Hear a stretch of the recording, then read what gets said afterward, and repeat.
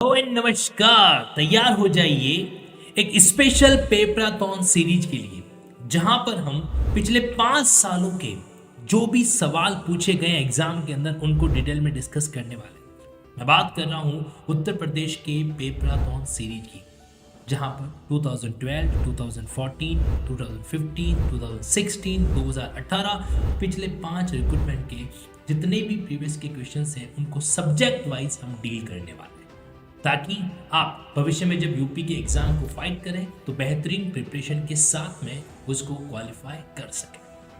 यहाँ पर दो बातें मैं आपको और बताना चाहता हूँ। 20 दिसंबर, 20 दिसंबर, ये डेट नोट कर दीजिए।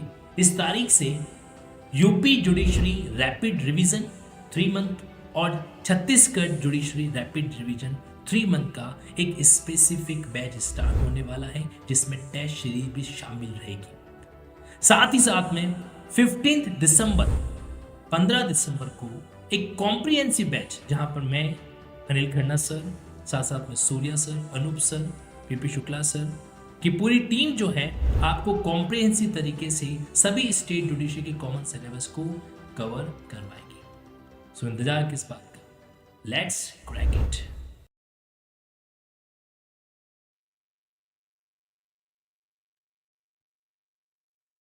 हेलो एंड नमस्कार, हाँ जी, स्वागत है आप सभी का। मैं हूं Tansuk Paliwal, link class and academy के प्लेटफॉर्म पर आप सभी का एनर्जेटिक वेलकम। हाँ जी, तो किसान बा सब ठीक बा कैसे हैं आप सभी? एकदम परफेक्ट है और तैयार हो आज के पेपराथॉन के लिए। देखिए, ऐसा है, उत्तर प्रदेश पिछले 10 साल के अंदर 5 सिविल जज के रिक्रूटमेंट करवा चुका है। 2012, उसके बाद 2014, 15, 16 और उसके बाद में 2018। तो ये 10 सालों का जो भी निचोड़ है पेपर वाइज, सब्जेक्ट वाइज, वो हम लोग डील कर रहे हैं इस 10 दिसंबर से लेकर 19 दिसंबर तक के कार्यक्रम के अंदर। कल हम लोगों ने कॉन्स्टिट्यूशन किया था। अगर आपने पेपराथॉन में कॉन्स्टिट्यूशन क्लास अटेंड नहीं की है तो कर लीजिएगा। मैं आपको हल्की सी जानकारी दे देता हूं कि कल का जो क्लास था वो 2 पार्ट में था। 3 जो रिक्रूटमेंट है वो हम लोगों ने यूट्यूब पर किए और तुरंत उसके बाद में 2 रिक्रूटमेंट कॉन्स्टिट्यूशन पेपर के हमने स्पेशल क्लास अनअकैडमी ऐप पर, जो कि फ्री ऑफ कॉस्ट था, कोई भी अटेंड कर सकता था, वहां पर कर रखी है।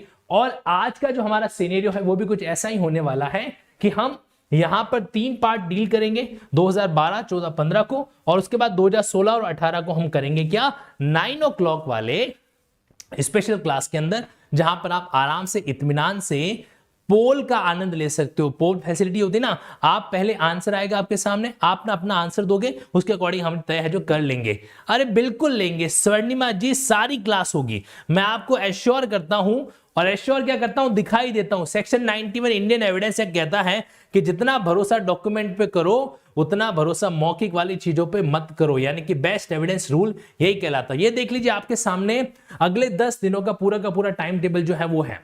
कल कॉन्स्टिट्यूशन हो गया, आज हमारा सिविल प्रोसीजर कोड हो रहा है, कल क्रिमिनल प्रोसीजर कोड होगा, फिर 13 तारीख को इंडियन एविडेंस एक्ट होगा, फिर 15 तारीख को इंडियन पिनल कोड होगा, साथ ही साथ current affair, civil minor law, jurisprudence, English language, Hindi language जो मेंस में आने वाली उनको हम डील है जो करेंगे। जैसा आप सभी लोग जानते हैं कि लोकल लॉ का सेगमेंट आपके किस में नहीं आता, प्रीलिम्स के अंदर नहीं आता, इसलिए पेपराथॉन में मैंने उनको इंक्लूड नहीं कर रखा है। लेकिन जिस बैच को हम डील करने वाले हैं उसमें डेफिनेटली लोकल लॉज का जो है तरीका होगा। आज की क्लास जो है वो हर स्टेट जुडिशरी के कैंडिडेट्स के लिए जरूरी है, क्योंकि सीपीसी, अगर आपके स्टेट जुडिशरी एग्जाम के अंदर कोर्स के अंदर सीपीसी है then you must watch it. तो एंड तक जुड़े रहना और सारे सवालों को अच्छे से देखिए। सिविल प्रोसीजर कोड का जो वेटेज है अगर देखा जाए 2012, 13, 15, 16, 18 इन 5 एग्जाम के अंदर लगभग इसका एवरेज निकल रहा है 16%, यानी कि 16 क्वेश्चन जो है आपके सीपीसी से लगभग बन रहे हैं। 16% का रेशियो जो है वो सिविल प्रोसीजर कोड से कनेक्ट होता है। अरे मिस्टर श्री कुमार या मिस श्री कुमार, पार्ट 1 यही हो रहा है, पार्ट 2 जो है यानी कि 9 बजे आपका स्पेशल क्लास होगा अनअकैडमी ऐप पर। ठीक है, this one is the part 1। अब आइए कंटिन्यू करते हैं सेगमेंट को और सिविल प्रोसीजर कोड को शुरू करते हैं 2012 के पेपर से। ठीक है, 2012 के अंदर जितने भी सवाल पूछे गए हैं सिविल प्रोसीजर कोड के वो मैं आपके सामने रखने वाला हूं। देखिए, सबसे पहला सवाल हमारे बीच में कौन सा आता है कि जो सीपीसी है वो कहां पर एप्लीकेबल नहीं होती है, नॉट एप्लीकेबिलिटी का सवाल यहां पर पूछा गया। तो देखो मैं आपको बता देता हूं कि जब आप सिविल प्रोसीजर कोड को पढ़े या किसी भी बेरेट को पढ़े, हमेशा ध्यान रखना एप्लीकेबिलिटी और नॉन एप्लीकेबिलिटी ये दोनों अपने आप में एक इंपॉर्टेंट वाला एस्पेक्ट है जो होता है। तो हमें हमेशा ध्यान रखना चाहिए कि पर्टिकुलर लॉ जो आप पढ़ रहे हो वो एप्लीकेबल कहां का हो रहा है, नॉन एप्लीकेबल कहां पर हो रहा है। एक सवाल आप में से कोई पूछ रहा है कि सर सिर्फ पेड वालों को दिखाओगे क्या पार्ट 2? अरे भाई बिना जानकारी के, बिना R&D के ऐसे मत जवाब दो, मत ऐसे मत कमेंट करो। स्पेशल क्लास का मतलब होता है फ्री क्लास, ठीक है, और फ्री क्लास अनअकैडमी ऐप पर हो रही है, लेकिन कोई भी व्यक्ति एक्सेस कर सकता है, पेड नहीं है वो। आपने अभी तक वो लिंक क्लिक ही नहीं किया, उससे पहले ही माइंड के अंदर प्रिसेप्शन प्रिजम्पशन बना रहे हो कि सर ऐसा होता है क्या, है ना, कोई भी अटेंड कर सकता है। तो अब देखो सीपीसी का एप्लीकेबिलिटी और नॉन एप्लीकेबिलिटी, नॉन एप्लीकेबिलिटी के बारे में सिविल मैटर पे यस, रेवेन्यू मैटर पे बिल्कुल आपको ध्यान हो तो जो आपका सेक्शन 5 है, सेक्शन 5 में रेवेन्यू कोड का हल्का सा जिक्र है जो कर रखा है, रेवेन्यू कोड का क्या कर रखा है, जिक्र है जो कर रखा है। तो accordingly civil matter, revenue matter, land law या लोकल लॉ, इन सब पे सीपीसी लागू होगी। सर्विस मैटर जो होते हैं ना, सर्विस मैटर अपने आप में स्पेशल मैटर होते हैं, और स्पेशल केसेस के अंदर वहां पर जैसे नेचुरल जस्टिस का सिद्धांत होता है, कई बार उसको फॉलो किया जाता है। एग्जैक्टली सिमिलर प्रोसीजर जो सीपीसी की दे रही है उसको फॉलो नहीं किया जाता। सर्विस मैटर में ऐसा नहीं है कि पहले प्लान फाइल करो और फिर रिटर्न स्टेटमेंट आएगा, नहीं। तो सर्विस मैटर अलग हो जाता है, सर्विस मैटर पे ये कानून लागू है जो नहीं होता है। बाकी आपके लैंड लॉ और आपके रेवेन्यू लॉ और सिविल मैटर इन पे लागू होता है। वैसे अगर मैं आपसे कहूं कि यार क्या ये सवाल सेक्शन 1 से पूछा गया है, तो इसका जवाब होगा नहीं, सेक्शन 1 का बात यहां पर नहीं आ रहा है। कई बार एप्लीकेबिलिटी के अलग अलग प्रोविजंस होते हैं। एक प्रोविजन ऐसा होता है जो पूरे के पूरे बेरेट को नॉन एप्लीकेबल करवा देता है, और कुछ प्रोविजन ऐसे होते हैं जो पर्टिकुलर चैप्टर, पर्टिकुलर सेक्शंस उनको जो है नॉन एप्लीकेबल करवाता है। तो इस केस में आपको विशेष रूप से यह ध्यान रखना है कि जब कभी भी आप किसी सेगमेंट को पढ़ते हैं और उसमें नॉन एप्लीकेबिलिटी की बात की जाए, एक्सेप्शन की बात की जाए, तो वहां पर स्पेशल आपको ध्यान रखना है, ठीक है। तो सर्विस मैटर पर एक सिंपल सा सवाल इन्होंने पूछा था। मैं फिर से आपको एक चेतावनी देना चाहता हूं, एक बात कहना चाहता हूं। देखो ऐसा है, एग्जाम के अंदर सवालों का रिपीटिशन भी होता है, एग्जाम के अंदर क्वेश्चंस का क्या होता है, रिपीटिशन भी होता है। हो सकता है आज अभी इस सेशन में जो आप सवाल सॉल्व कर रहे हो वो रिपीट होके आपके इस वर्तमान वाले क्वेश्चन पेपर के अंदर आ जाए। तो मैं तो आपसे इतना ही चाहता हूं कि अटेंटिव होके अच्छे से ऑब्जर्व करना, समझना और फॉलो करना, ठीक है। क्या पता आज का पढ़ा हुआ कल एग्जाम पेपर में दिख जाए और हम उसको अच्छे से टिक कर पाए। एग्री करते हो कि नहीं करते हो, हाँ या ना? ओके सर ये क्लास रोज होगी? आरू जी भोले भाले हो, एकदम भोले भाले हो मेरी तरह। क्यों? मैंने अभी आपको दिखाया, मैंने अभी आपको टाइम टेबल दिखाया, मैंने कहा कि अगले 10 दिनों तक जो है हम इस साम्राज्य को डील करेंगे, लेकिन हमने नहीं देखा। और एक सवाल वापस पूछा, सर ये क्लास रोज होगी क्या? ऐसे क्या करते हो जी, ऐसे क्या करते हो? कोई बात नहीं, थोड़ा धीरे धीरे जो है हम भी स्मार्ट बनते हैं आपकी तरह। ओके टेक केयर, अगले 10 दिन तक कंटिन्यूसली होने वाला है। हाँ जी समझिए, सीपीसी एक ही टाइम है, फिक्स टाइम है इसका। ओके अब बाकी के सवाल बाद में पूछेंगे। देखो भाई ऐसा है, समझा करो, मैं याद करके आया हूं, ठीक है। आप अचानक दूसरे सवाल पूछोगे तो जो मैं याद करके आया हूं मैं भूल जाऊंगा, तुम हमारा मजाक बना दोगे, अच्छा लगेगा तुमको? नहीं ना, इसीलिए एक बार जो मैं याद करके आया मुझे फटाफट बता लेने दो। सीपीसी के अंदर अपील में भी file by way of, appeal अगर आपको फाइल करनी है तो आप कैसे फाइल कर सकते हो? देखो समझना, ये कॉन्सेप्ट दिखने को तो छोटा सा है लेकिन इतना छोटा है नहीं।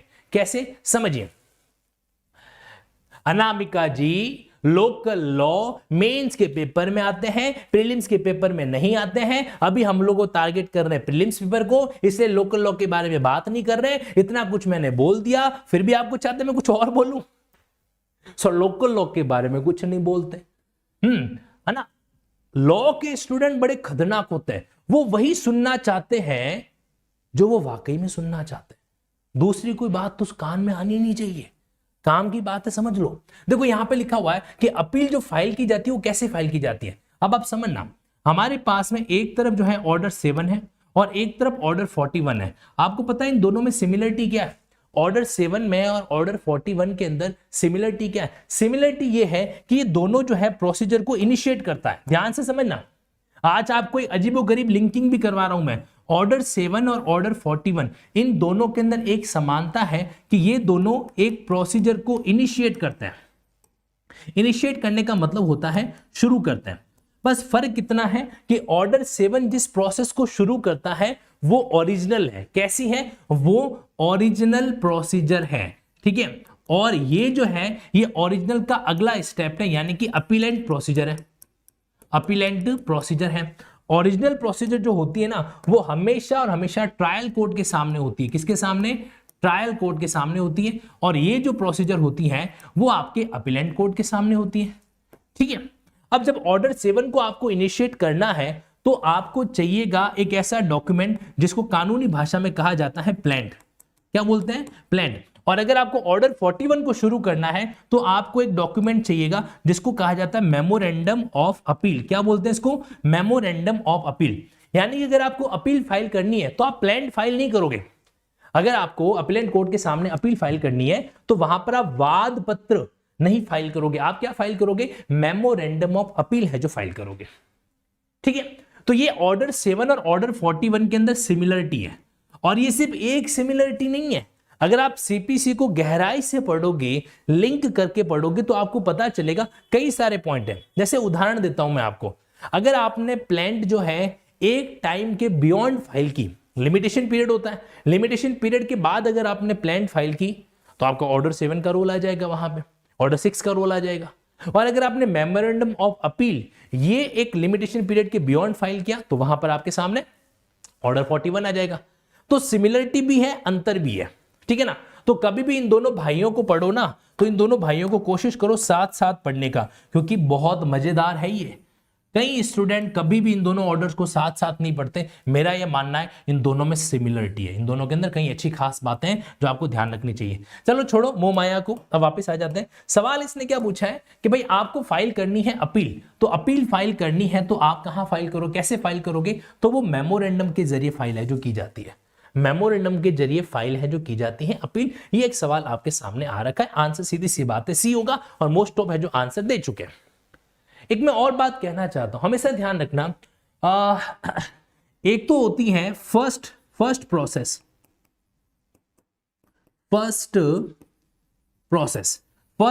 को बोलते हैं ओरिजिनल प्रक्रिया। फर्स्ट प्रोसेस को बोलते हैं ओरिजिनल प्रक्रिया। और एक होती है रेमेडी वाली प्रक्रिया, एक होती है रेमेडी वाली प्रक्रिया। रेमेडी वाली प्रक्रिया का मतलब क्या होता है? रेमेडी यानी कि कोर्ट का जो भी निर्णय आया है, कोर्ट का जो भी डिक्री आया है, कोर्ट का जो भी ऑर्डर आया है, you are not satisfied with that, आप उससे संतुष्ट नहीं हो। तो जब संतुष्ट नहीं हो तो आप क्या कर सकते हो? अपील फाइल कर सकते हो, आप रिवीजन फाइल कर सकते हो, आप रिव्यू फाइल कर सकते हो, और कुछ विशेष कारण, विशेष कंडीशन अगर सेटिस्फाइड हो तो आप रेस्टिट्यूशन की एप्लीकेशन भी लगा सकते हो। रेस्टिट्यूशन, प्रतिस्थापन, सेक्शन 144 सीपीसी।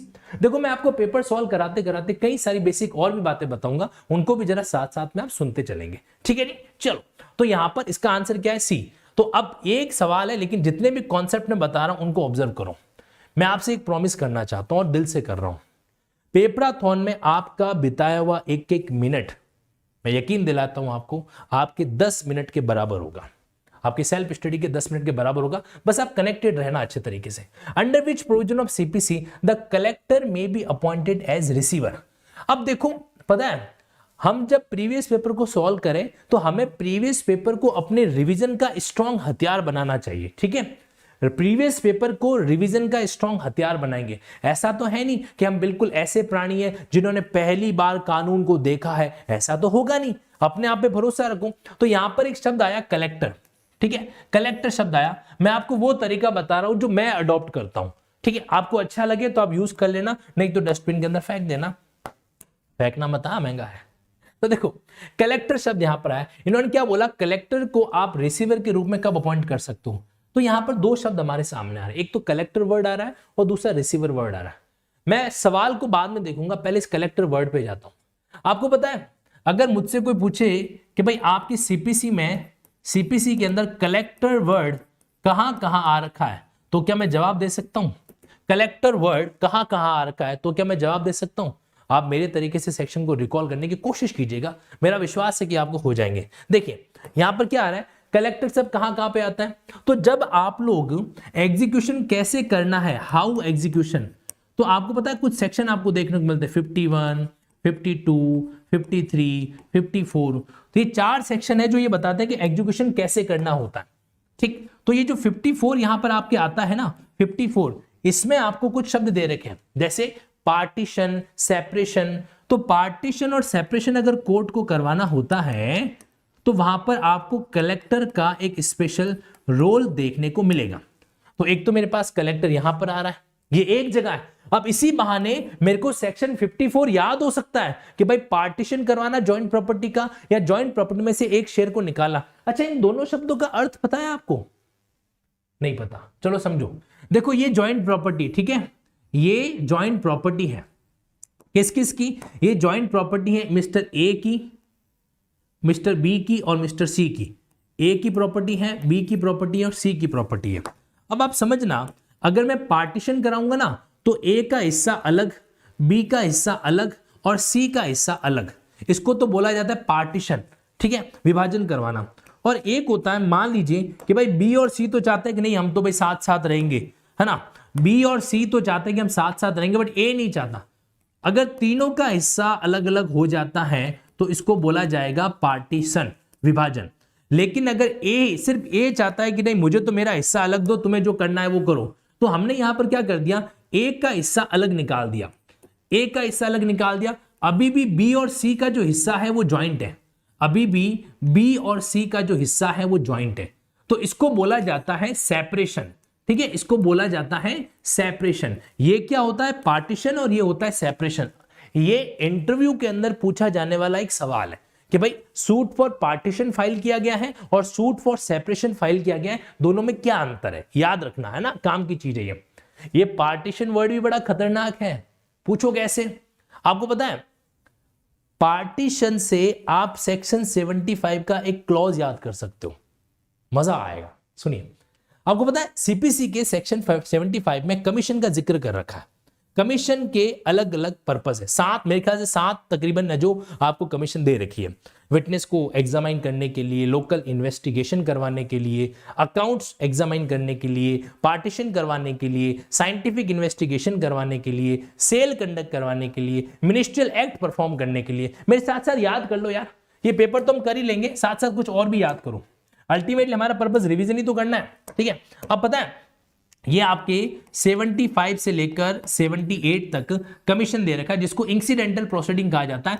ऑर्डर 26 यहां से कनेक्ट होता है। अब ये जो 75 है ये खुद को डिवाइड करता है, ये कहता है कि मैं कमीशन का जो पर्पस है A B C D E F और जी, ये अलग अलग इसने पर्पस है तो मेंशन कर रखे हैं।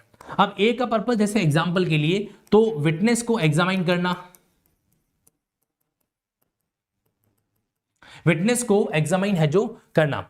एक बात मैं आपको बताना चाहता हूं, एक बहुत अच्छी एक 2 लाइन है कि मुस्कुराकर दर्द को सहना क्या सीख लिया हमने, मुस्कुराकर दर्द को सहना क्या सीख लिया हमने, लोगों ने सोच लिया कि हमें तकलीफ नहीं होती, लोगों ने सोच लिया हमें तकलीफ नहीं होती। किसी ने एक कमेंट डाला कहीं पर टेलीग्राम के अंदर, मैंने आपको अलाउ कर रखा है डीएम करने के लिए। किसी ने कहा कि सर हमारे पास में कोचिंग इंस्टीट्यूट वाला है सर, वो कहते हैं कि ये लिंकिंग टेक्निक से एग्जाम क्लियर नहीं होते, इनके बच्चे सेलेक्ट नहीं होते हैं, लिंकिंग टेक्निक वर्क नहीं करती, तो सर मुझे डर लग रहा है, मैं क्या करूं। तो मैं वहां पे मैंने जवाब नहीं दिया था, यहां पर मैं जवाब दूंगा।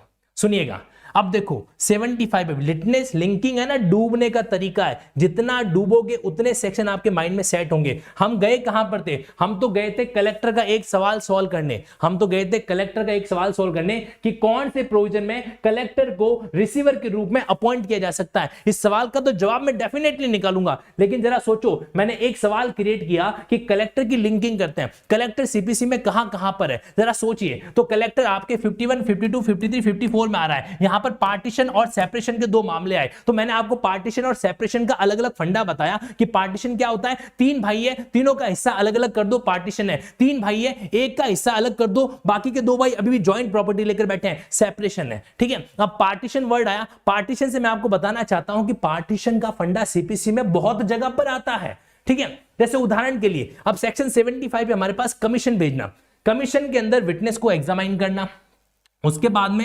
आपके लोकल इन्वेस्टिगेशन करवाना, लोकल इन्वेस्टिगेशन करवाना। ठीक है, अपने आप में फिर आपके जो बुक्स ऑफ अकाउंट्स है उनको एग्जामिन करवाना, बुक्स ऑफ अकाउंट को एग्जामिन कराना, फिर पार्टीशन करवाना।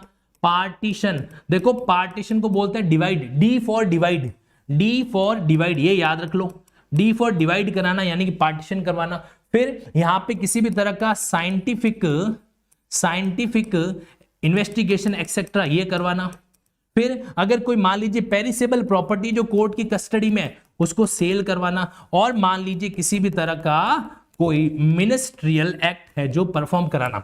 ये 7 ग्राउंड है। ये पहला देखिए, ये क्या है, ये 7 ग्राउंड है जिसके लिए कमीशन जारी की जा सकती है। अब यहां से ये जो पॉइंट है डिवाइड वाला, डी फॉर डिवाइड करना यानी कि पार्टीशन करना, इसको जरा समझिए। तो यहां पर क्या हो रहा है, पार्टीशन को मैं कनेक्ट कर रहा हूं, लिंक कर रहा हूं सेक्शन 54 से, क्योंकि जब भी कोई ऐसी प्रॉपर्टी जो लैंड रेवेन्यू एक्सेसिबल होती है तो कोर्ट कलेक्टर के जरिए उसका पार्टीशन वगैरह करवा सकता है।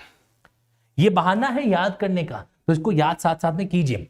तो यहां पर 54 में कलेक्टर का रोल आता है। एक में आपको और बताता हूं, आपको पता है जब आप सेक्शन 91, 92, 93 पढ़ते हो, 91, 92 और 93 पढ़ते हो, तो आपने गौर किया होगा कि इन दोनों के संबंध में 93 एक बात कहता है, 91 पब्लिक न्यूसेंस, 92 पब्लिक ट्रस्ट, इनके संबंध में 93 एक बात कहता है कि यहां पर सूट जो है कुछ विशेष मामलों में कलेक्टर के जरिए हो सकता है। तो यहां पर भी एक कलेक्टर का रोल आता है। और उसके बाद में तीसरी एक और जगह मैं आपको बताऊं, तो जहां पर रिसीवर को अपॉइंट करने की बात होती है तो ऑर्डर 40 के लास्ट वाला रूल, ऑर्डर 40 के अंदर 5 रूल है। ऑर्डर 40 में 5 रूल्स वहां पर आपको मेंशन इन्होंने कर रखे हैं, जैसे उसका अपॉइंटमेंट करना, उसकी ड्यूटीज के बाद में ड्यूटीज को इन्फोर्स करवाना एक्सेट्रा, ठीक है, फिर कलेक्टर वगैरह का पॉइंट वगैरह, तो ये सारा बात यहाँ पे दे रखा है। तो ऑर्डर 40 का जो रूल 5 है, ऑर्डर 40 को रोमन भाषा में, 40 को रोमन भाषा में लिखा जाता है XL, ये ध्यान रखना। तो ये रोमन भाषा यहां पर लिखी हुई है, XL का rule 5, answer A will be the correct one. अब इस एक सवाल में अगर हम इतने सारे प्रोविजन को याद कर सकते हैं तो क्यों नहीं करें? मुझे बताओ, मेरी इस बात से एग्री करते हो? अगर इस एक सवाल के अंदर मैं यहां पर 15 सेक्शन को लिंक कर सकता हूं, 15 सेक्शन को समझ सकता हूं, तो मैं क्यों नहीं करूं? ये तो स्मार्ट टेक्निक है। अब जिसको नहीं आ रही है वो परेशान हो रहा है। क्यों हो रहे हो परेशान? नहीं होना है। आप समझे इस बात को और अच्छे तरीके से डील करें। Sir please give 5 year back previous paper. तो यहां पर वही तो करवा रहा हूं मैं, ठीक है ना। तो ऑर्डर 40 का रूल 5। तो अभी हम लोगों ने क्या समझा, कलेक्टर के रोल के बारे में ऑब्जर्व है जो किया। इतना ही नहीं, यहां पर एक काम और किया जा सकता है। यहां पर एक और बंदा हमें दिखाई दे रहा है, रिसीवर। अब अगर आप रिसीवर के बारे में सोचने जाओगे तो आपको सेक्शन 94 दिखाई देगा। 94 जो कि सप्लीमेंट्री प्रोसीडिंग के बारे में बात करता है। वहां पर अलग अलग प्रक्रिया के अंदर एक प्रक्रिया कौन सी है, रिसीवर को अपॉइंट करना, यानी कि ऑर्डर 40। तो आप 94 को भी इससे क्या कर सकते हो, कनेक्ट है जो कर सकते हो रिसीवर के पॉइंट ऑफ व्यू से। तो कलेक्टर को रिसीवर कहां पे अपॉइंट किया जाता है, ऑर्डर 40 के रूल 5 के अंदर। आज आप इस पेपर में यह भी देखना कि सेक्शन बेस, रूल बेस न जाने कितने सवाल पूछे गए। Section base, rule base, order base कितने सवाल पूछे गए, ठीक है। इसीलिए गहराई में जाके समझेंगे तभी चीजों को ऑब्जर्व है जो कर पाएंगे। दूसरों के शब्दों में मत आओ, खुद अपने आप से पूछो क्या ये मेथड आपके लिए हेल्पफुल है या नहीं है। आगे बढ़े अगले सवाल की ओर। चलो भाई, नाउ रिसीवर। अच्छा, एक बच्चों वाली ट्रिक आ गई थी, डी फॉर डिवाइड करना। तो 75 सेक्शन 75 का क्लॉज डी क्या है यहां पर। आजकल ये लोग क्लॉज भी पूछने लगे हैं, बहुत बदमाश हो गए हैं। पेपर सेट करने वाले बहुत बदमाश हो गए हैं। वो कहते हैं कि हमको तो आप क्लॉज बताओ इसका। तो सेक्शन 75 का क्लॉज डी इसके अंदर है जो आता है कहां पर, इस पॉइंट से कनेक्ट है जो किया जा सकता है। आगे बढ़ते हैं यहां पर। चलो नेक्स्ट पॉइंट, रिसीवर जो है वो क्या होता है। एक रिसीवर जो है वो क्या होता है, ऑफिसर ऑफ द कोर्ट है जो होता है। क्या होता है, उसको कोर्ट का ऑफिसर कहते हैं। अब देखो रिसीवर वर्ड आ गया, आप चाहो तो इस वर्ड से लिंकिंग कर सकते हो। देखो समझो, कोई मुश्किल नहीं है। हम लोग क्या करेंगे, एक शब्द को पकड़ते हैं। रिसीवर का मतलब क्या हुआ कि भाई ऑर्डर 40 के तहत किसी पर्सन को अपॉइंट किया जाता है जो किसी कोर्ट के पार्टीज की जो प्रॉपर्टी है, सूट के पार्टीज की जो प्रॉपर्टी है उसको मार्केट में डिस्पोज करना, सेल करना वगैरह काम है जो करता है और कोर्ट को वापस रिपोर्टिंग करता है। तो अब रिसीवर ऑर्डर 40 के बारे में तो कौन कौन से पॉइंट कनेक्ट करोगे आज के बाद याद रखना। सप्लीमेंट्री प्रोसीडिंग सेक्शन 94, इसको याद रखना है। 94 में एक प्रोसीडिंग नहीं है, 94 में और कई सारी प्रोसीडिंग भी आपको मेंशन कर रखी है। मैं आपको एक बात कहना चाहता हूं, कह दूं क्या, कह ही देता हूं, चलो आप तो अपने हो, आपसे क्या छुपाना। आपको पता है सेक्शन 30 और सेक्शन 94, क्या आपको इन दोनों के अंदर सिमिलरिटी दिखाई देती है? क्या आपको इन दोनों में किसी तरीके की सिमिलरिटी दिखाई देती है? ये दो सेक्शन है सीपीसी के, ये दो सेक्शन है, यहां पर 30 और 94 में कोई सिमिलरिटी दिखाई देगी? मेरा चश्मा पहनोगे तो शायद दिख जाए। अब नोटिस करना, हमारे पास सीपीसी के ऑर्डर 1 में, शेड्यूल 1 में टोटल 51 ऑर्डर्स दे रखे हैं। देखो मेरी बात को समझने के लिए दिल से समझना पड़ेगा, दिमाग से तो समझ में आएगी नहीं, ठीक है, क्योंकि कह भी दिल से रहा हूं। आपके शेड्यूल 1 के अंदर 51 ऑर्डर्स दे रखे हैं और हर ऑर्डर का कुछ एक को छोड़कर लगभग हर ऑर्डर का सेक्शन से कनेक्शन है, हर ऑर्डर का सेक्शन से क्या है, लिंकिंग है, कनेक्शन है, ठीक है। तो आपको ये बात ध्यान में रखनी है कि आप जब भी ऑर्डर्स को पढ़ें हमेशा याद रखो कि इसका रिलेवेंट सेक्शन कौन सा होगा। अब पता है ये दोनों है ना, ये वर्सेटाइल सेक्शन है। वर्सेटाइल समझते हो? वर्सेटाइल का मतलब होता है मल्टीटास्किंग, मल्टी टैलेंटेड। एक बंदा जो कई सारी हुनर को लेके बैठा है उसको मल्टी टैलेंटेड बोलते हैं, वर्सेटाइल पर्सन है जो कहा जाता है, ठीक है।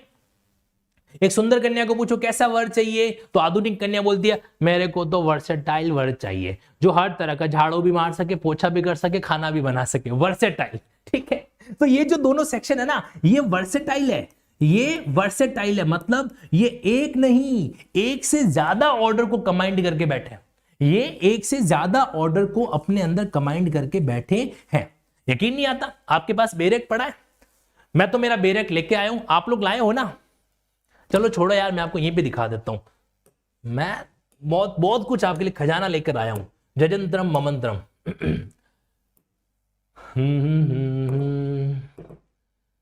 आ जाओ भाई। सीपीसी कहां गया? सीपीसी, हे भगवान, हा यहां पे नहीं है। चलो बेरेक पे आओ। क्यों सर, आ गया स्वाद? है तो नहीं और बड़ी बड़ी बातें करते हो। अच्छा सॉरी भाई, हो गया, वो कंप्यूटर में रह गया होगा। अब आप सेक्शन 30 देखो तो बेरेक के अंदर क्या लिखा हुआ है? Power to order discovery. अब आप इसके क्लॉज पढ़ोगे तो क्लॉज ए के अंदर आपको ऑर्डर 11, ऑर्डर 12 और ऑर्डर 13 दिखाई देगा। दिख रहा है? नहीं दिख रहा है, ध्यान से देखो और, ठीक है। उसके बाद क्लॉज बी में issue summon to a person, order 5 की झलक आपको दिख रही होगी कहीं कहीं सेक्शन 27 के साथ में। फिर आप क्लॉज सी देखो, यहां पर आपको ऑर्डर 19 दिखाई दे रहा होगा। इनडायरेक्टली इस सेक्शन 30 के अंदर, इनडायरेक्टली इस सेक्शन 30 के अंदर आपको कहीं न कहीं ऑर्डर 11, ऑर्डर 12, ऑर्डर 13, ऑर्डर 19 और थोड़ा सा ऑर्डर 5 ही दिखाई देगा। वहीं 94 निकालो फटाफट। 94 जो वर्सेटाइल सेक्शन है उस पर पूरा दिमाग लगाओ। सेक्शन 94 है जो निकालो। हर एक के बस की बात नहीं है एंड तक टिके रहना। आज की क्लास में रात को 10:30 बजे तक देखता हूं मेरे साथ कौन टिका रहता है। लगभग आपको 30-40% सीपीसी की कई सारी बातें बताने वाला हूं। 94 में देखो ABCDE 5 पॉइंट लिखे हुए। वारंट टू अरेस्ट जारी करना डिफेंडेंट वगैरह को, ऑर्डर 38 यहां पर दिखाई दे रहा है। डिफेंडेंट टू फर्निश सिक्योरिटी की बात आ रही है। टेम्परेरी इंजेक्शन ऑर्डर 39 आ रहा है। रिसीवर ऑर्डर 40 आ रहा है और अदर इंटरलोकेटरी ऑर्डर। तो बाकी ऑर्डर्स का तो नहीं पता, लेकिन इनडायरेक्टली आपको यहां पर 38 order number, 39 order number, order 40 यहां पर आपको दिखाई दे रहा है। तो इसीलिए मैं इनको बोल रहा हूं वर्सेटाइल। वर्सेटाइल का मतलब मल्टी ऑर्डर वाला सेक्शन है ये। याद रखना, सीपीसी के सेक्शंस को दो भागों में डिवाइड कर दो, single order section, multi order section. क्या बोल रहा हूं मैं, क्या वर्ड इस्तेमाल कर रहा हूं? Multi order section. तो आपको एक होमवर्क दे रहा हूं, जरा सीपीसी को एक अलग नजरिए से देखना और पता करना क्या वहां पर मल्टी ऑर्डर सेक्शन इनके अलावा और भी है क्या। Let's see. चलो छोड़ो, अब मेन सवाल पे आ जाते हैं। तो रिसीवर क्या है? ऑफिसर ऑफ द कोर्ट है, सीधा सा पॉइंट आ जाएगा। रिसीवर को ना तो प्लांटिव का एजेंट कहा जाता है ना डिफेंडेंट का एजेंट है जो कहा जाता है। अगला सवाल कंप्यूटर स्क्रीन पर ये रहा आपके सामने। Temporary injection are granted. Temporary injection जो है वो कहां पे ग्रांट है जो किए जाते हैं, ये सवाल आपसे यहां पर पूछा गया। देखो ध्यान रखना, टेम्परेरी इंजेक्शन और एक परपेचुअल इंजेक्शन, दो तरह के इंजेक्शन होते हैं। परपेचुअल इंजेक्शन एक तरह का डिक्री है। परपेचुअल इंजेक्शन एक तरह का डिक्री है जो मामले को फाइनली एडजुडिकेट भी कई बार कर देता है। लेकिन टेम्परेरी इंजेक्शन जो होता है वो सिविल प्रोसीजर कोड के तहत डील है जो किया जाता है। और यहां पर आपके कौन सा ऑर्डर आएगा? सेक्शन 116, 152 नहीं, यहां पर आपके ऑर्डर 39 का रूल 1 जो है वो आपको यहां पर देखने को मिलेगा। लेकिन एक प्रॉब्लम मैं आपको और बता दूं, देखो हमें जब भी किसी ऑर्डर को पढ़ें तो हमें उसके अंदर की रेंज भी पता होनी चाहिए। रेंज का मतलब यहां पर कि वो कहां से कहां तक वेरी है जो करता है। जैसे उदाहरण के लिए आप जब ऑर्डर 39 को पढ़ते हो तो ऑर्डर 39 के अंदर आपके पास में टेम्परेरी इंजेक्शन भी आते हैं और साथ ही साथ वहां पे इंटरलोकेटरी ऑर्डर्स भी आते हैं। तो टेम्परेरी इंजेक्शन का भी एक सीन रहता है और साथ साथ में आपके इंटरलोकेटरी ऑर्डर्स का भी एक सीन है जो रहता है। मैं कुछ बना के लाया हूं आप लोगों के लिए तो दिखाना चाहता हूं, समझना। जैसे उदाहरण के लिए ये आपका ऑर्डर 39 है, ठीक है। अब ऑर्डर 39 को मैं दो भागों में डिवाइड कर देता हूं, दो पोर्शन में डिवाइड कर देता हूं। एक मेरा जो ऑर्डर 39 है वो अपने आप में क्या हो जाएगा, जो इंटरलोकेटरी ऑर्डर्स के बारे में बात करता है, यानी कि आपके शुरुआत के 1 से लेकर 5 तक के जो नियम है वो इसके बारे में बात करेंगे, और रिमेनिंग जो नियम है, अदर जो नियम है वो इंटरलोकेटरी ऑर्डर के बारे में बात करते हैं, 6, 5, 6, 7, 8, 9, 10 वगैरह, ठीक है। अब यहां पर देखो, यहां पर भी आपके सामने दो क्राइटेरिया बनता है। जैसे रूल 1 है, अब रूल 1 के अंदर भी टेम्परेरी इंजेक्शन है और रूल 2 में भी टेम्परेरी इंजेक्शन है। ये याद रखना, ये इंटरव्यू की बात बता रहा हूं मैं आपको। ऑर्डर 39 के रूल 1 में भी टेम्परेरी इंजेक्शन है, ऑर्डर 39 के रूल 2 के अंदर भी टेम्परेरी इंजेक्शन है। अगर इस सवाल में इन्होंने एक ऑप्शन और दिया होता, ऑर्डर 39 रूल 1 और यहां पर ऑर्डर 39 रूल 2 ऐसा लिखा होता ना, तो इस सवाल का एग्जाम में बोनस नंबर मिलता। ऐसा क्यों कह रहा हूं मैं, समझिए। ऑर्डर 39 के रूल 1 में प्रॉपर्टी के संबंध में टेम्परेरी इंजेक्शन की बात है जो कही जाती है, प्रॉपर्टी के संबंध में। और रूल 2 के अंदर अगर आप कॉन्ट्रैक्ट का ब्रीच है जो करते हो, कॉन्ट्रैक्ट का ब्रीच करते हो तो नेक्स्ट टाइम आप संविदा भंग नहीं करो, कॉन्ट्रैक्ट ब्रीच नहीं करो, उसके बारे में जिक्र है जो कर रखा है। तो रूल 1 और रूल 2 का सेगमेंट आपको यहां पर देखने को मिलता है। फिर इन्होंने कहा है कि अगर आपको जो भी आदेश दिया उसके आपने नॉन कॉम्प्लायंस कर दिया, डिसओबे कर दिया, तो आपको प्रॉपर्टी को अटैच कर सकते हैं और आपको जेल में डाल सकते हैं। अटैचमेंट 1 साल तक हो सकता है और जेल 3 महीने तक की हो सकती है। ये बात इन्होंने मेंशन कर रखी है 2A के अंदर, ठीक है। तो अब देखो यहां पर क्या हो रहा है इन दोनों ऑर्डर्स के संबंध में। अच्छा मेरे पास तो मैं भूल गया ना, मेरे पास तो स्मार्ट बोर्ड है, तो क्यों ना स्मार्ट बोर्ड को यूज करें। अब आप समझो इन दोनों के केस में यहां पर अगर आपने नॉन कॉम्प्लायंस की तो रूल 2A आ जाता है। रूल 2A के तहत पर्सन की प्रॉपर्टी को, जिसने नॉन कॉम्प्लायंस की, उसकी प्रॉपर्टी को मैक्सिमम 1 साल तक अटैच किया जा सकता है। ये 1 साल याद रखना। और साथ ही साथ उसको सिविल प्रिजन में डाला जा सकता है, सिविल प्रिजन में डाला जा सकता है। कितने टाइम के लिए, मैक्सिमम 3 महीने के लिए, 3 महीने के लिए उसको जेल में डाला। ये भी एग्जाम का सवाल है, ठीक है। फिर आपके बीच में रूल 3 आता है जो कहता है यार नोटिस दो। आप है ना कोई भी टेम्परेरी इंजेक्शन जारी करने से पहले आप क्या करो, नोटिस है जो दो। कुछ मामलों में बिना नोटिस के भी क्या किया जा सकता है, अटैचमेंट किया जा सकता है। तो वहां पर इन्होंने एक पीरियड दे दिया कि इस पीरियड के अंदर क्या होना चाहिए, आपका जो है मामला डिस्पोज ऑफ होना चाहिए। ये इन्होंने स्पेसिफिक बात कर दी। फिर ये जो ऑर्डर है, ये जितना भी इंजेक्शन है इसको आप सेट असाइड कर सकते हो। इंजेक्शन का ऑर्डर सेट असाइड किया जा सकता है। ये आपको रूल 4 के अंदर इन्होंने मेंशन है जो कर दिया, स्पेसिफिकली रूल 4 के अंदर मेंशन कर दिया। और रूल 5 में क्या लिखा कि अगर कोई इंजेक्शन ऑर्डर कंपनी को जारी किया जाता है तो वो इंजेक्शन ऑर्डर उसके कंपनी के एम्प्लॉइज पर भी लागू होगा। रूल 5 के तहत अगर कॉर्पोरेशन के संबंध में सीपीसी का कौन सा ऑर्डर डील करता है, फटाफट बताओ, कमेंट बॉक्स में आंसर आना चाहिए। हाँ जी, शिवांगी जी, तृप्ति जी, बताइए मुझे कॉर्पोरेशन के संबंध में सीपीसी का कौन सा ऑर्डर डील करता है। मैं भी देखता हूं आंसर किसके जल्दी आ जाता है। तो अब देखो rule 1, rule 2, rule 2A, rule 3, rule 3A, rule 4, rule 5, ये पांचों के पांचों जो रूल्स हैं किस तरीके से वर्कआउट करते हैं मेरे साथ कोरिलेट कीजिए एक बार। ऑर्डर 39 के अंदर मैं शुरुआती 5 रूल्स के बारे में बात कर रहा हूं। रूल 1 प्रॉपर्टी के संबंध में टेम्परेरी इंजेक्शन जारी करना, रूल 2 कॉन्ट्रैक्ट के ब्रीच होने पर टेम्परेरी इंजेक्शन जारी करना, रूल 2A डिसओबे करने पर 1 साल तक का अटैचमेंट प्रॉपर्टी का, उसके बाद 3 महीने तक का जेल के बारे में बात करता है। रूल 3 कहता है भाई नोटिस दे दो, टेम्परेरी इंजेक्शन जारी करने से पहले नोटिस दो। 3 ये कहता है कि अगर नोटिस दिए बिना आपने अगर ऑर्डर जारी कर रखा है तो एक फिक्स टाइम में आपको डिस्पोज करना पड़ेगा। रूल 4 सेट असाइड की एप्लीकेशन के बारे में बात करता है और रूल 5 कंपनी के केस में बात करता है। तो क्या हम, ये तो मैंने एक बार पढ़ा है, अगर इसको मैं 1, 2, 3 बार वापस पढ़ लूं तो क्या मैं इसको रिवाइज नहीं कर सकता, अपने दिमाग में सेट नहीं कर सकता?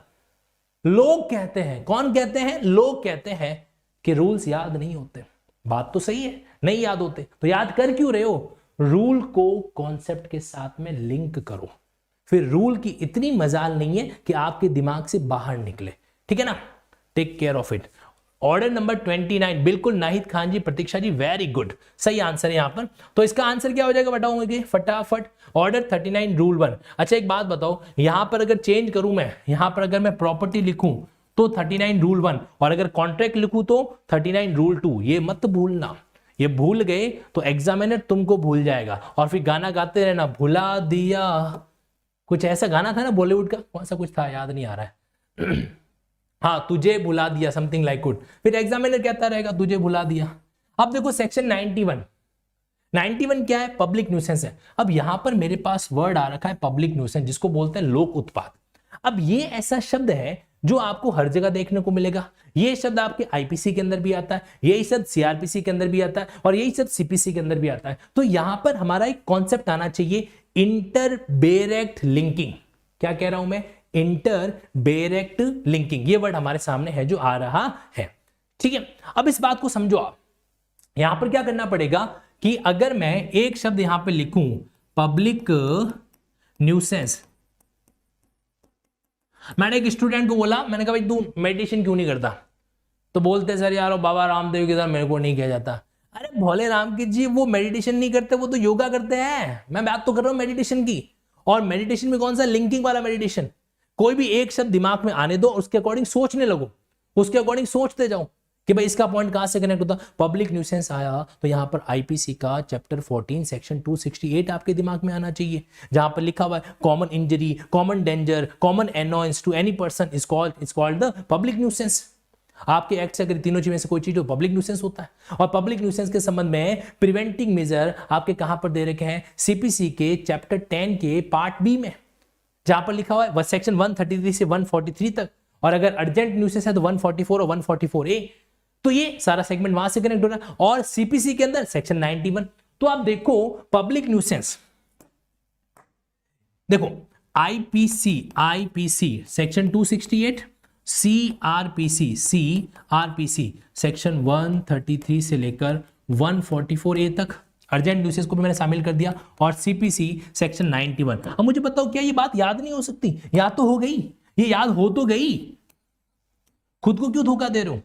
सर क्या ये जो आप पढ़ा रहे हो वो आरजेएस के अंदर भी काम आएगा क्या।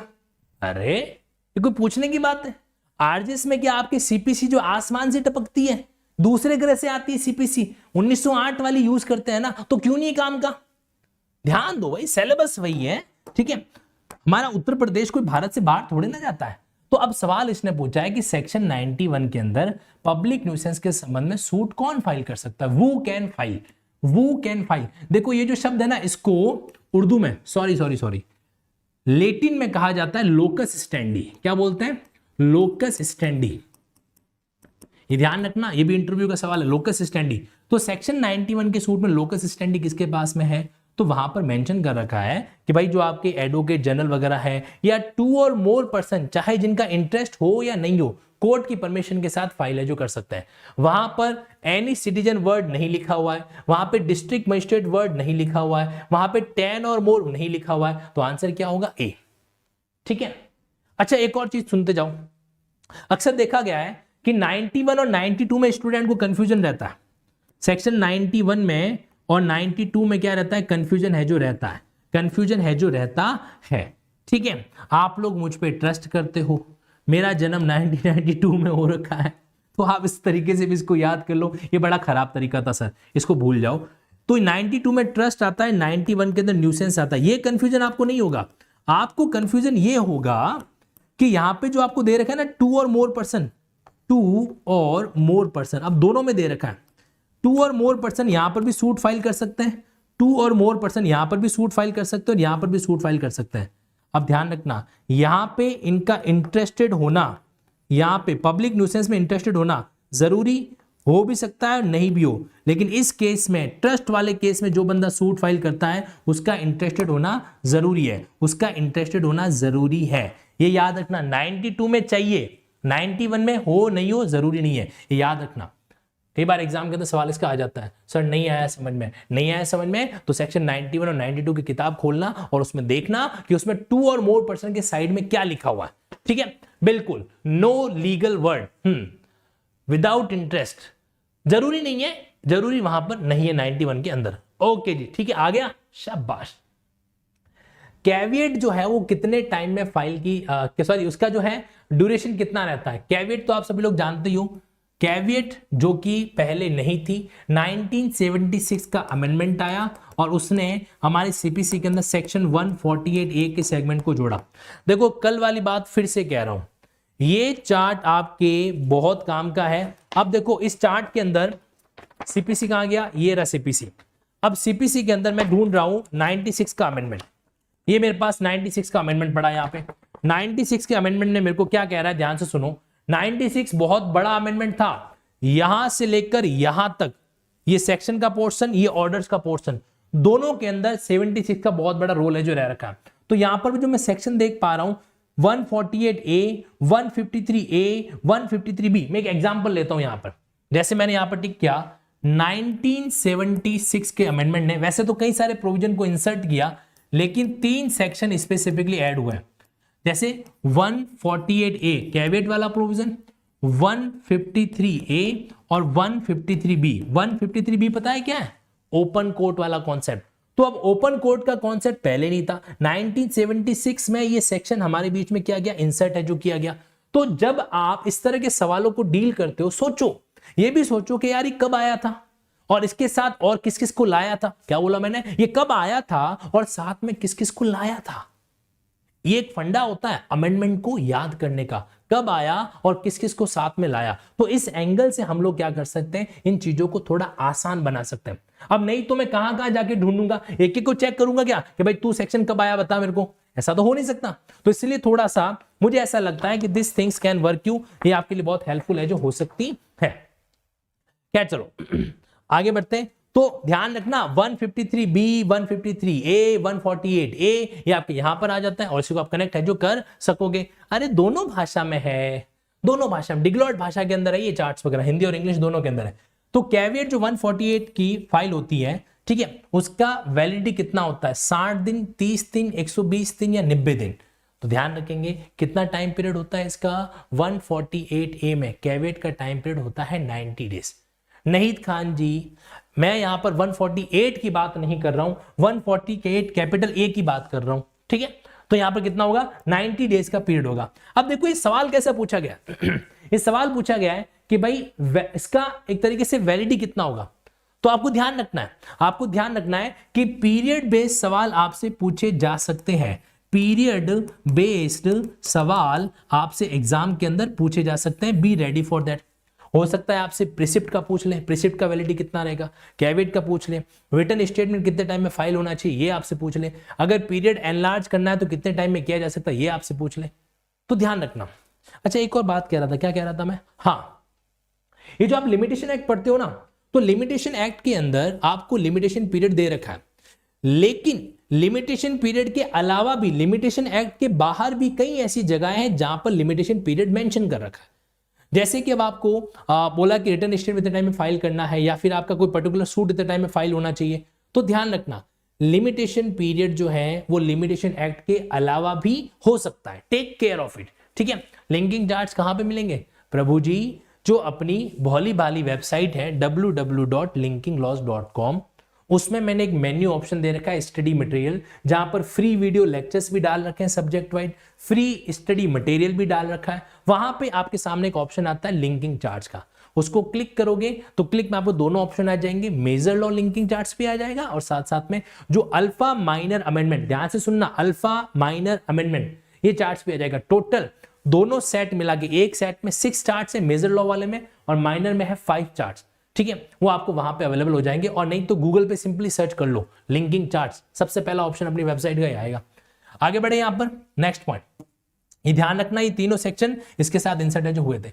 Deemed decree imply, deemed decree का मतलब है जो क्या होता है, ये सवाल डिलीट हो चुका था, हमारी टीम इसको डिलीट नहीं कर पाई इसलिए इसको गोली मारो। वैसे मैं आपको बता दूं डीम्ड डिक्री का कॉन्सेप्ट क्या होता है। सेक्शन 2 जब आप पढ़ते हो जो कि डेफिनेशन क्लॉज है, उसके अंदर एक सबसेक्शन आता है सबसेक्शन 2, सेक्शन 2 के साथ एक सबसेक्शन आता है सबसेक्शन 2, उसमें आपको प्रीलिमिनरी डिक्री और फाइनल डिक्री के बारे में तो बात कर रखा है, साथ ही साथ में उसने किसको डिक्री डीम्ड किया जा सकता है वो भी दे रखा है। जैसे रिजेक्शन ऑफ प्लांट, जैसे आपके 144 वाला मामला आ रहा है तो उसको उन्होंने डीम डिक्री माना है। और साथ ही साथ में क्या कर रखा है, साथ ही साथ में वहां पर किसको डिक्री नहीं मानना है, जैसे डिसमिसल ऑफ सूट हो गया एक तरीके से, है ना, ऑन मेरिट नहीं हुआ तो उसको डिक्री नहीं माना जाएगा। और साथ में ऐसी डिक्री जिसको ऑर्डर के रूप में अपील फाइल किया जाता है उसको भी डिक्री है जो नहीं माना जाता है। क्या, चलो, the period of limitation within which defendant shall submit his written statement, कितने टाइम में कर सकता है। तो देखो अभी यहां पर तो 90 डेज नहीं दे रखा है, अगर 90 डेज दे रखा होता ना तो आप में से कई लोग, कुछ लोग तो 30 डेज को टिक करते और कुछ लोग 90 डेज को टिक करते। हमेशा याद रखना आंसर इसका 30 डेज है, आंसर इसका 30 डेज है। कोर्ट ने कुछ हद तक आपको अलाउ कर रखा है कि आप क्या कर सकते हो, एक पीरियड के बियॉन्ड भी क्या कर सकते हो, आप अपना रिटर्न स्टेटमेंट फाइल कर सकते हो, लेकिन अप टू 90 डेज तक। ऑर्डर 8 का रूल 1 पढ़ लो, ऑर्डर 5 का रूल 1 पढ़ लो, दोनों में ये चीज मेंशन है जो कर रखी है। तो 30 डेज है और मैक्सिमम 90 डेज हो सकता है। तो इसका आंसर क्या होगा, 30 डेज। ये भी आपके पीरियड बेस्ड सवाल है, ध्यान रख लीजिए। रिटर्न स्टेटमेंट क्या होता है। अच्छा एक बात बताओ, अगर मैं आपसे पूछूं सीआरपीसी में रिटर्न स्टेटमेंट होता है क्या, हाँ या ना, फटाफट बताओ। सीआरपीसी के अंदर रिटर्न स्टेटमेंट होता है, यस और नो। थोड़ा एकदम कमेंट्स फटाफट आने चाहिए, लगना चाहिए कि कुछ हो, कोई है यहां पर। एक्सेप्शनल, बिल्कुल सुविका जी, एक्सेप्शनल केसेस में अपन कह सकते हैं। तो ध्यान रखना आंसर इसका यस, सीआरपीसी के अंदर भी आपका रिटर्न स्टेटमेंट का कॉन्सेप्ट होता है। जब आप सेक्शन 313 पढ़ोगे ना, सेक्शन 313, तो वहां पर आप लास्ट वाला पैराग्राफ देखना, आपको एक नई चीज वहां पर देखने को जो मिलेगी। अब ये रिटर्न स्टेटमेंट आया, ऑर्डर 8 की आपको याद आई होगी, आई है ना, तो ऑर्डर 8 की याद आई तो साथ ही साथ लिख लो लिंक विथ सीआरपीसी सेक्शन 313। देखो इसको बोलते हैं कैजुअल स्टडी। क्या बोलते हैं इसको, कैजुअल स्टडी। हम सीपीसी का मानस बना के बैठे थे, अचानक सीआरपीसी का कोई कॉन्सेप्ट बीच में बात आ गया, डिस्कस कर लिया, कोई नुकसान हुआ क्या है, साइड इफेक्ट हुआ क्या, एलर्जी हुई क्या, नहीं ना, तो करने दो। 313 पढ़ना इसको आराम से, है ना, बाद में। अगले सवाल की ओर आगे बढ़ते हैं। 2012 के अंदर सेक्शन 2 क्लॉज 9 के अंदर इन्होंने बात कही कि जो जजमेंट वर्ड आ रखा है, जजमेंट, निर्णय, उसको आप क्या बोलोगे। Judgment means decree, dismissal of appeal summarily, या statement of ground of order और डिक्री। देखो आप पता है कई बार हम लोग कहते हैं कि भाई जजमेंट और डिक्री में क्या अंतर होता है ना। अगर मैं सेक्शन 2 कोई अच्छे तरीके से देखूं ना, तो आधे से ज्यादा अंतर तो उन्होंने खुद ने क्लियर कर रखा है।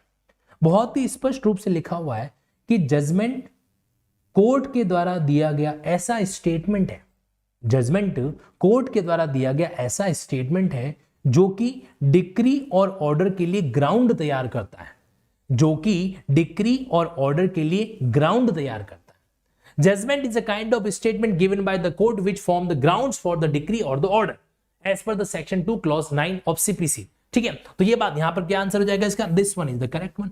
ये क्या है यहां पर आपका आंसर है जो आ जाता है। ठीक है, जजमेंट एंड डिक्री। अब जजमेंट वर्ड आया है तो आपको यहां पर याद आनी चाहिए सेक्शन 33 की, साथ ही साथ में याद आनी चाहिए ऑर्डर 20 की, जहां पर आपको स्पेसिफिकली अलग अलग केसेस के अंदर जजमेंट में, डिक्री में क्या क्या बातें लिखनी वो मेंशन कर रखा है। आपको पता है ऑर्डर 20 आपका 2 भागों में डिवाइड होता है। ऑर्डर 20 2 भागों में डिवाइड है जो होता है। जब आप ऑर्डर 20 को पढ़ते हो ना, अगर आप जजमेंट के पॉइंट ऑफ व्यू से अलग एंगल रखो और डिक्री के पॉइंट ऑफ व्यू से अलग एंगल रखो तो मजा आ जाता है, तो मजा आ जाता है। कई बार है ना, देखो हमारे लिए महिषासुर है, महिषासुर जानते हो एक राक्षस हुआ करता था, कौन, ऑर्डर 21। बट हकीकत ये है ऑर्डर 21 को अगर 6-7 टुकड़ों में डिवाइड कर दिया जाए तो ऑर्डर 21 इतना बड़ा नहीं है, तो ऑर्डर 21 इतना बड़ा नहीं है। इसलिए जहां पे कोई भी चीज आपको बड़ी दिखाई दे डरना नहीं है हमको। तो स्टेटमेंट ऑफ द ग्राउंड मेरे साथ साथ याद कर लो, जजमेंट कोर्ट के द्वारा दिया गया ऐसा स्टेटमेंट है जो कि ऑर्डर और डिक्री के लिए, ऑर्डर कहां पर है 2 के क्लॉज 14 में और डिक्री कहां है 2 के क्लॉज 2 में। तो आपको क्या करना है कि 2 के क्लॉज 2 और 2 के क्लॉज 14 के लिए जो स्टेटमेंट होता है, ग्राउंड तैयार करता है, उसको अपन क्या बोलते हैं 2 का क्लॉज 9 है जो बोला जाता है। साथ साथ में क्लॉज भी याद कर लो तो मजा आ जाए, है ना, साथ में क्लॉज भी याद कर ले तो मजा है जो आ जाता है। अच्छा, सेक्शन 115 किस बारे में बात है जो करता है, उसका जिक्र है जो करे सेक्शन 115।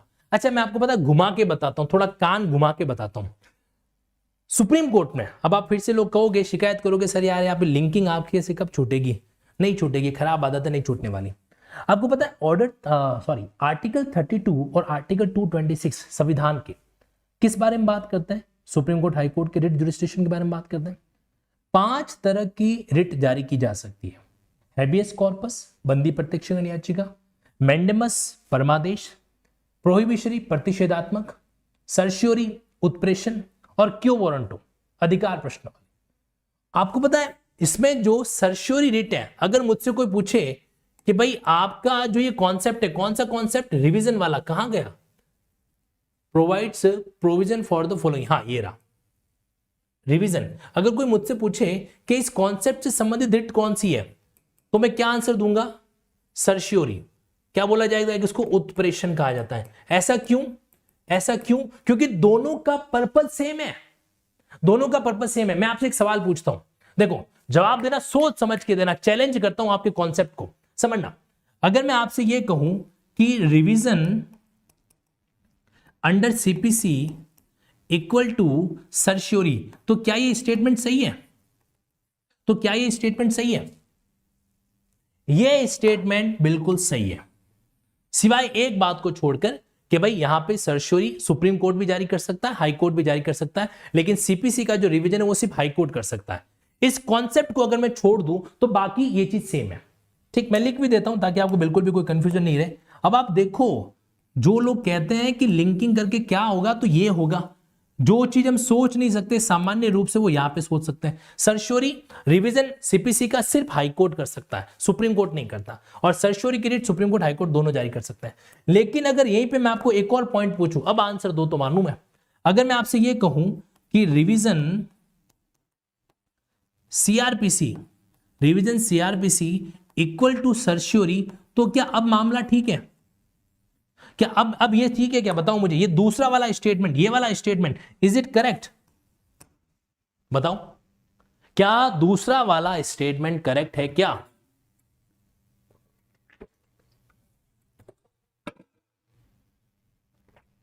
तो ध्यान रखना कि जो सीआरपीसी का रिवीजन है ना, सीआरपीसी के रिवीजन का एक ग्राउंड हो सकता है certiorari, but basically it is greater than, CrPC का जो रिवीजन है वो सीपीसी के रिवीजन से और सर्शियोरी की रिट से भी ज्यादा इंपॉर्टेंट है। क्यों, क्योंकि वो मल्टीपल ग्राउंड है जो लेके चलता है। आपको पता है सेंटेंस की लीगलिटी को भी आप रिवीजन के माध्यम से चैलेंज कर सकते हो, सिविल में ऐसा कर सकते हो, सर्शियोरी की रिट के लिए ऐसा कर सकते हो, नहीं कर सकते।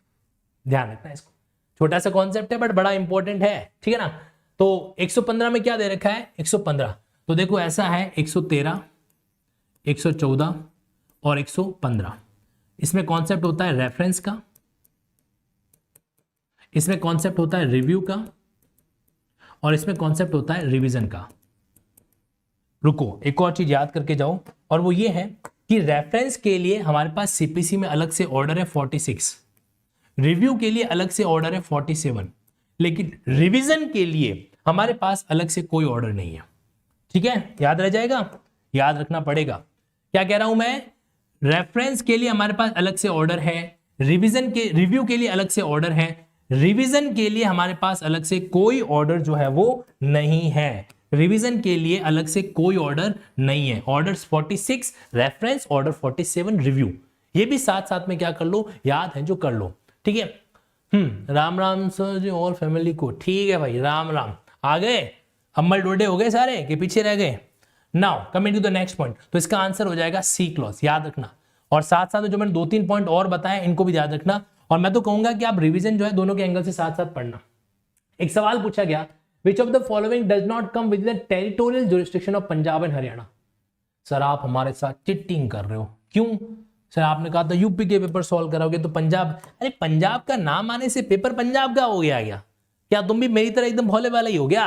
पंजाब हरियाणा, यहाँ पे इन्होंने सिर्फ स्टेट का नाम दे रखा है। कहाँ गया रे, हाँ वापस आओ, आगे Punjab and Haryana high court. अब इसको समझो आप, तो टेरिटोरियल जुरिस्डिक्शन की बात जो कर रहा है, क्षेत्रीय अधिकारिता जिसको कहते हैं, तो Punjab and Haryana high court के पास पंजाब आएगा, हरियाणा आएगा, चंडीगढ़ आएगा, दिल्ली आएगा क्या, दिल्ली थोड़ा ना आएगा, दिल्ली यहां पर नहीं आने वाला है। तो एक सिंपल सा सवाल, ये सवाल तो ऐसा लग रहा है कि लो बेटा नंबर लेके जाओ प्लीज, खाली हाथ मत जाना, नंबर लेके जाओ। तो ये था आपका 2012 का पेपर। 1 घंटा लग गया हम लोगों को, 1 घंटा तो लग गया, बट कोई बात नहीं। मजा आया कि नहीं आया, बताओ भाई। एक पेपर सॉल्व हुआ है 2012 का, कुछ सीखा इधर से, तुम्हारे मगज में कच्ची उतरो गयो छे कि ना उतरी गयो छे। ओके, आया है, चलो वेरी गुड, बहुत बढ़िया। तो शुरू करते हैं अगला पेपर। आ जाओ भाई 2013, है ना, रुके ना तू झुके ना तू, एक एक पेपर खत्म करे है तू। तो यूपी स्टेट जुडिशरी का 2013 का जो एग्जाम था उसमें सीपीसी के कौन कौन से सवाल थे वो हमको डील है जो करने हैं। ओके चलिए सर, मैं आपको उत्कर्ष टीम से फॉलो कर रहा हूं, स्टॉकिंग मत कर देना, 354D में ऑफेंस हो जाता है ना। मेल पर्सन की करोगे चलेगा, पता चला किसी मैम को बोलोगे मैम मैं आपको उत्कर्ष के टाइम से फॉलो कर रहा हूं, 354D लगा देगी वो मैम आपके सामने, है ना।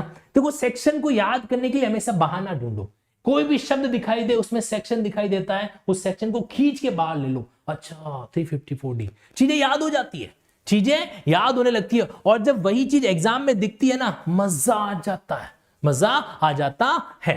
Now 2013, under the CPC no women shall be arrested and detain in civil prison in the matter regarding to the decree thereof. अब देखो महिलाओं को हमेशा छूट दे रखी होती है, ठीक है, सिविल कानून के अंदर भी और क्रिमिनल कानून के अंदर भी, ठीक है।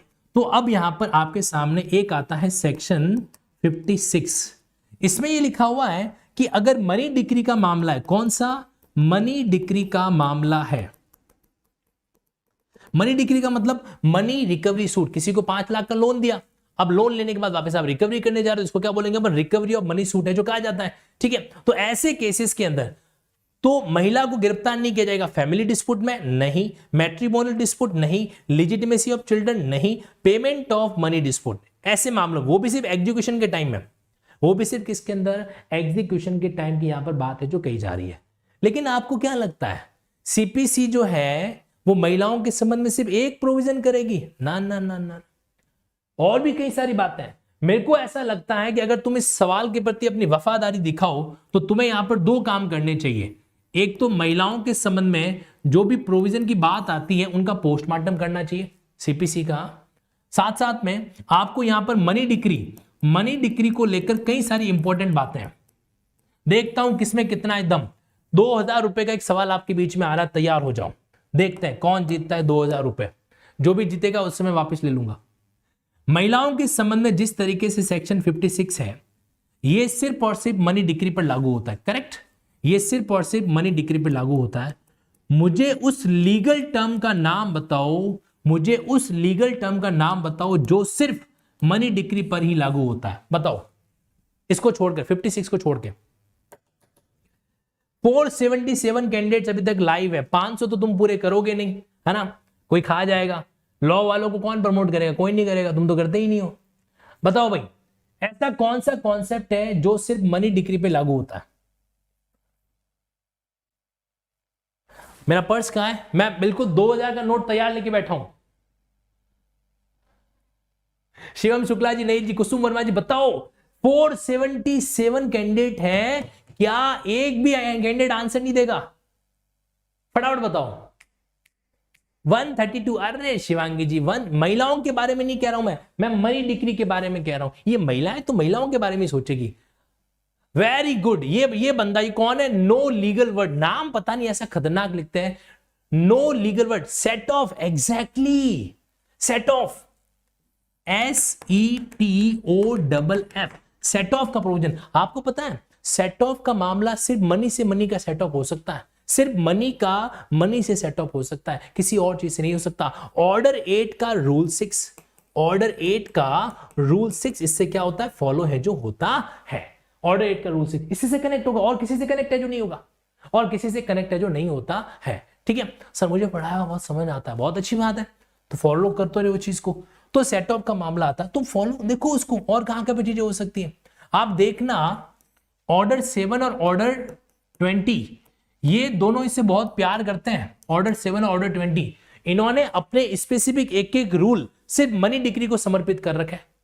ऑर्डर 7, ऑर्डर 20 जाके चेक करना, आपको मिलेंगे। सिर्फ उसमें लिखा हुआ है कि ये रूल जो है वो सिर्फ मनी डिक्री पर लागू होगा। ऑर्डर 7 भी कहता है, ऑर्डर 20 भी कहता है, जरा आपको ध्यान से देखने की जरूरत है। सर फाइनल ईयर वाले दे सकते हैं क्या पीसीएस जे का एग्जाम? नहीं दे सकते, नहीं दे सकते, नहीं दे सकते। लेकिन अगर आपका फाइनल ईयर का रिजल्ट 5 जनवरी 2023 तक आ जाता है तो फॉर्म भर देना, अदरवाइज नहीं दे सकते।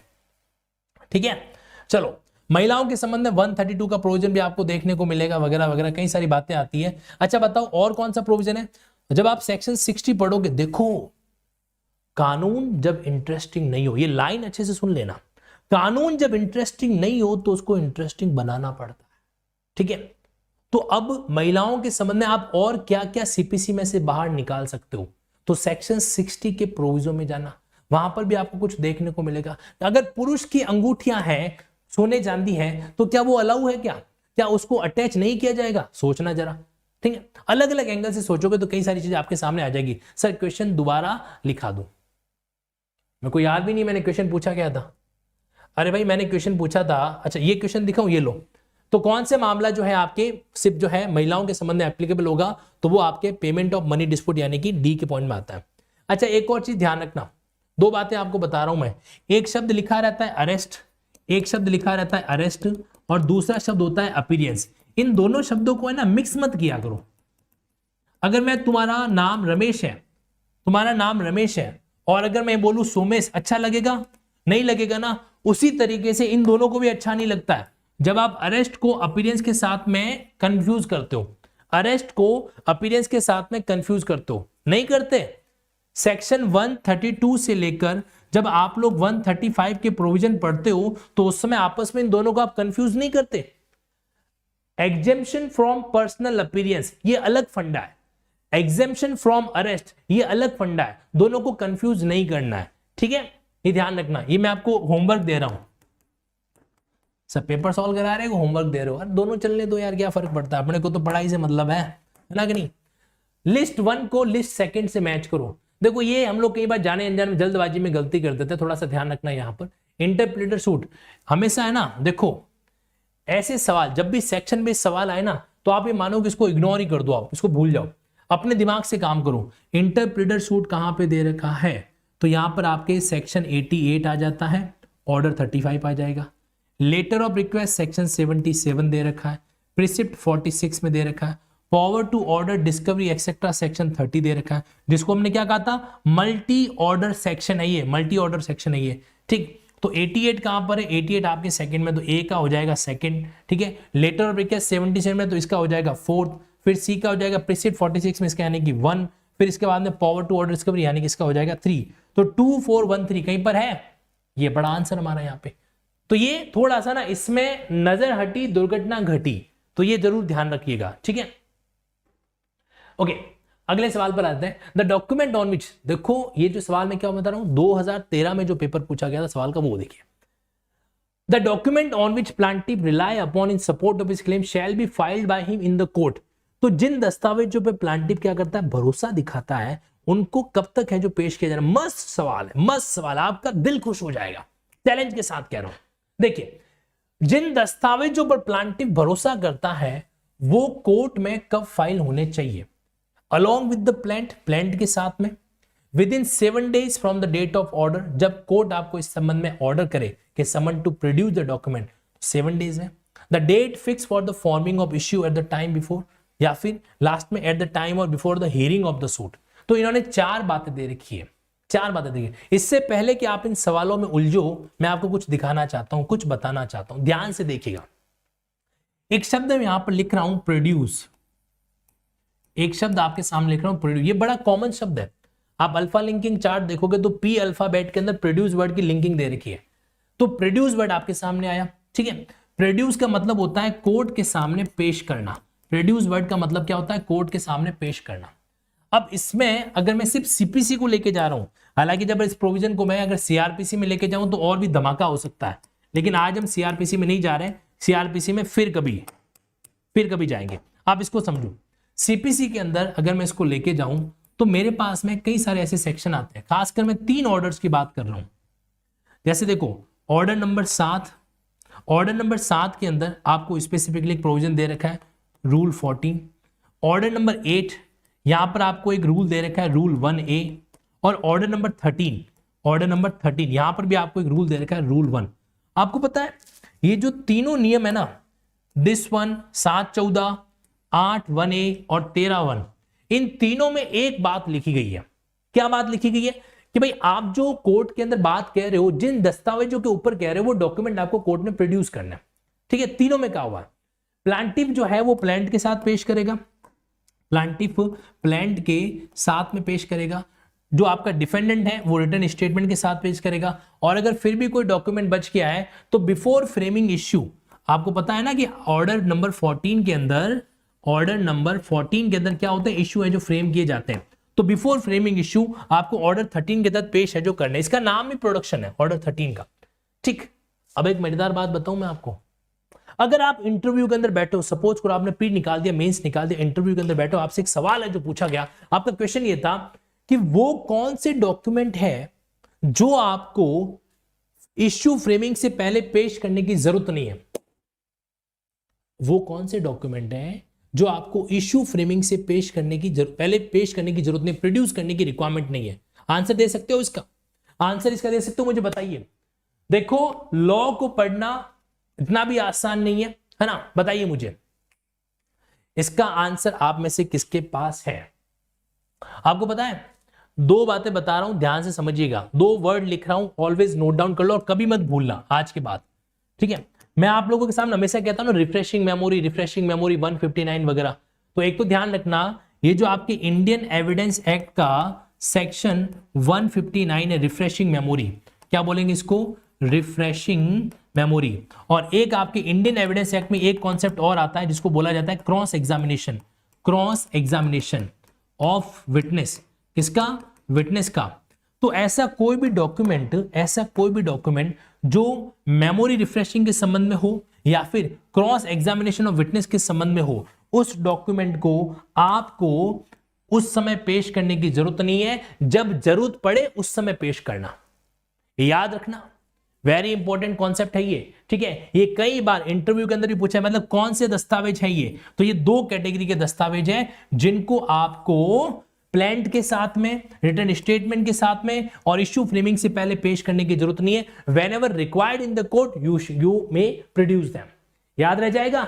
मेमोरी रिफ्रेशिंग 159 और क्रॉस एग्जामिनेशन तो कई जगह पे आ रखा है, आप 145 के साथ कनेक्ट कर सकते हो, ठीक है, 153 के साथ कनेक्ट कर सकते हो, जैसा आपको ठीक लगे।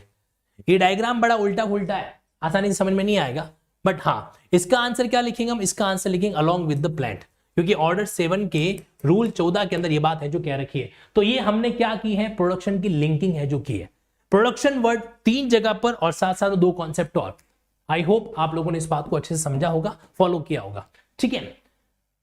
अगला सवाल, कंसीडर द फॉलोइंग स्टेटमेंट। 4 तरह के स्टेटमेंट आपके बीच में दे रखे हैं, हिंदी में भी है, इंग्लिश के अंदर भी है, और यहां पर सवाल है जो आपके सामने पूछा गया है। यार ये सवाल मुझे लग रहा है जो सवाल डिलीट हुए थे वो हमारी टीम ने हटाए नहीं है, इग्नोर देम, इस सवाल को इग्नोर, इसमें कुछ गड़बड़ थी, इग्नोर करो, इस पे आ जाओ आप। Under CPC which one of the following is not exempted from personal appearance in the court. इनमें से किसको, देखो वर्ड लिखा हुआ है पर्सनल अपीयरेंस, क्या वर्ड लिखा हुआ है, पर्सनल अपीयरेंस, आपके अरेस्ट प्रोविजन नहीं लिखा हुआ है। मैं एक डायग्राम बना देता हूं ताकि आपका काम थोड़ा आसान हो जाए। बेरेक्ट निकालो तो सेक्शन 132 निकालो, सीपीसी का सेक्शन 132 एक बार ओपन कीजिए, 2 मिनट का काम है और उसको आज के बाद फिर आप कभी नहीं भूलोगे। एक छोटा सा डायग्राम आपको मैं बताना चाहता हूं, देखिए, फिर इस सवाल पे आते हैं। यहां पर आपको एग्जेम्पशन दे रखा है, इसको बोलते हैं सीपीसी की प्रिविलेज।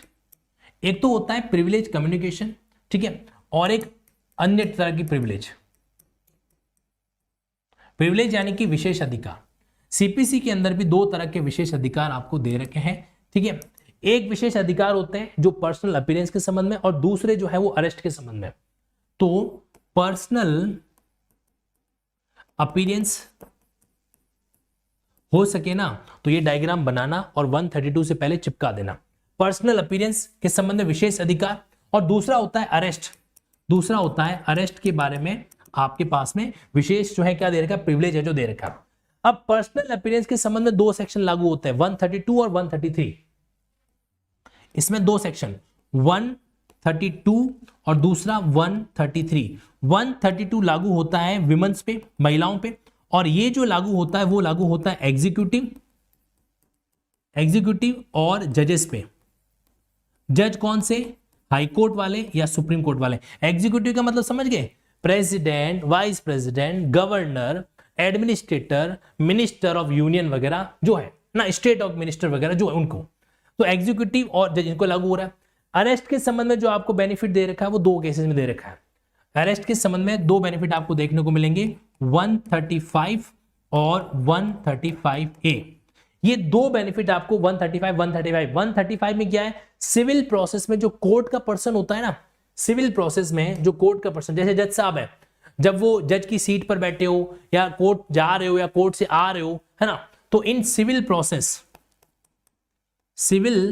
प्रोसेस इनफैक्ट वकील को भी छूट दे रखी है। सिविल प्रोसेस के अंदर जो कोर्ट का पर्सन है उसको आप अरेस्ट नहीं कर सकते। और 135A जो बाद में जबरदस्ती एड ऑन किया गया MP MLA के द्वारा, उन्होंने कहा कि हमारा कौन ध्यान रखेगा, तो MP MLA के लिए पीछे से एक और नया आर्टिकल है जो सेक्शन ऐड किया गया। तो यहां पर ये पर्सनल अपीयरेंस का एग्जाम्पशन और ये अरेस्ट का एग्जाम्पशन, ये चीजें आपको क्या मिलती है यहां पर देखने को है जो मिलती है। अब पीछे बचा 134 पता है क्या कहता है, सुनो अच्छे से। 134 कहता है, सेक्शन 134 ये कहता है कि जो अरेस्ट के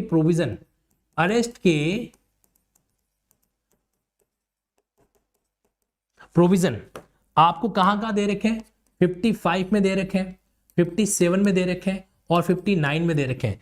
ये जो प्रोविजन है वो एज इट इज, ये प्रोविजन एज इट इज क्या हो जाएंगे, अदर देन एग्जीक्यूशन के अलावा अगर कहीं पर भी अरेस्ट होता है, एग्जीक्यूशन के अलावा में क्रॉस का मतलब उसके अलावा कहीं पर भी अरेस्ट होता है तो वहां पर भी क्या होंगे, लागू है जो हो जाएंगे। ये बात आपका 134 कहता है। क्या कहा मैंने कि जो अरेस्ट के प्रोविजन एग्जीक्यूशन के दौरान सेक्शन 55, सेक्शन 57, सेक्शन 59 में दे रखे हैं वो provision as it is other than execution के अलावा अगर कहीं पर भी अरेस्ट होता है तो वहां पर भी क्या होंगे, एप्लीकेबल है जो होंगे।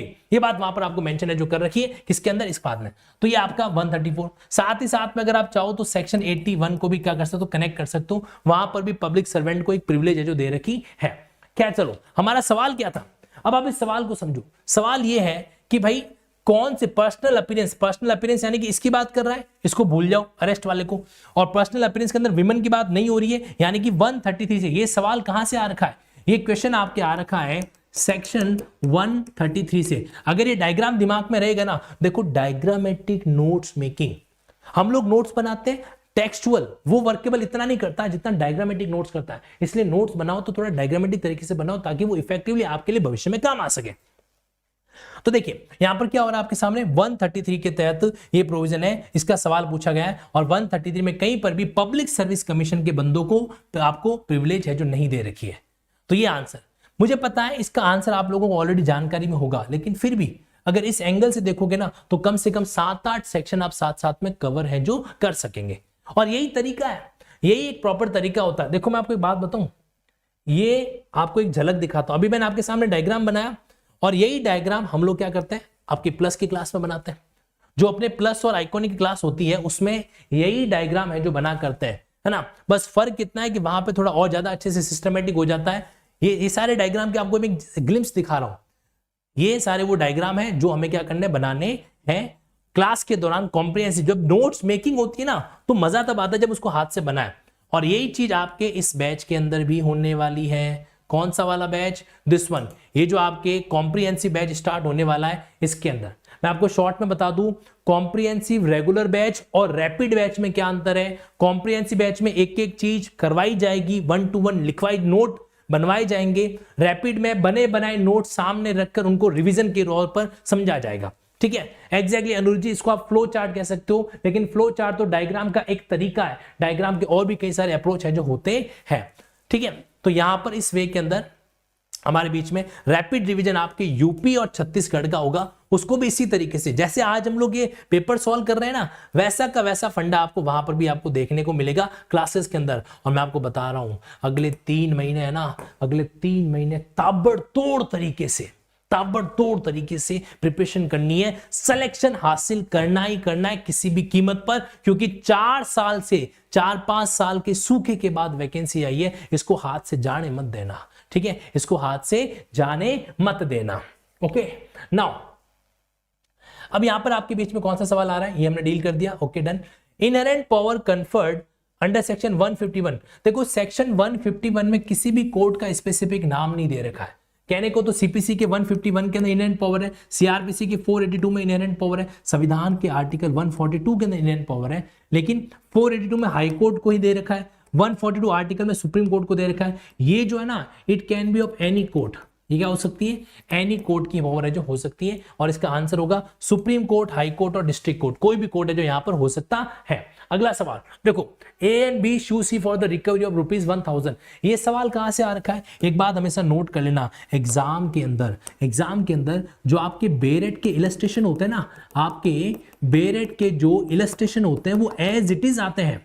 बेरेट के जो इलस्ट्रेशन है वो एज इट इज आपसे पूछे जाते हैं, और वो आपके लिए बहुत हेल्पफुल होता है। एज इट इज पूछे जाते हैं। ऐसे केस के अंदर आपको ध्यान रखना है कि एक भी इलस्ट्रेशन छोड़ना नहीं है, एक भी इलस्ट्रेशन आपको जो छोड़ना नहीं है। अगर आप सेल्फ स्टडी करो तो मैं आपसे एक बात कहना चाहता हूं कि एक बार एक टेबल बना लो, ये जानकारी रखने के लिए कि भाई कौन सा सेगमेंट किस तरीके से मेरे वर्कआउट होता है, कहां पर इलस्ट्रेशन है जो दे रखा है, ठीक है ना।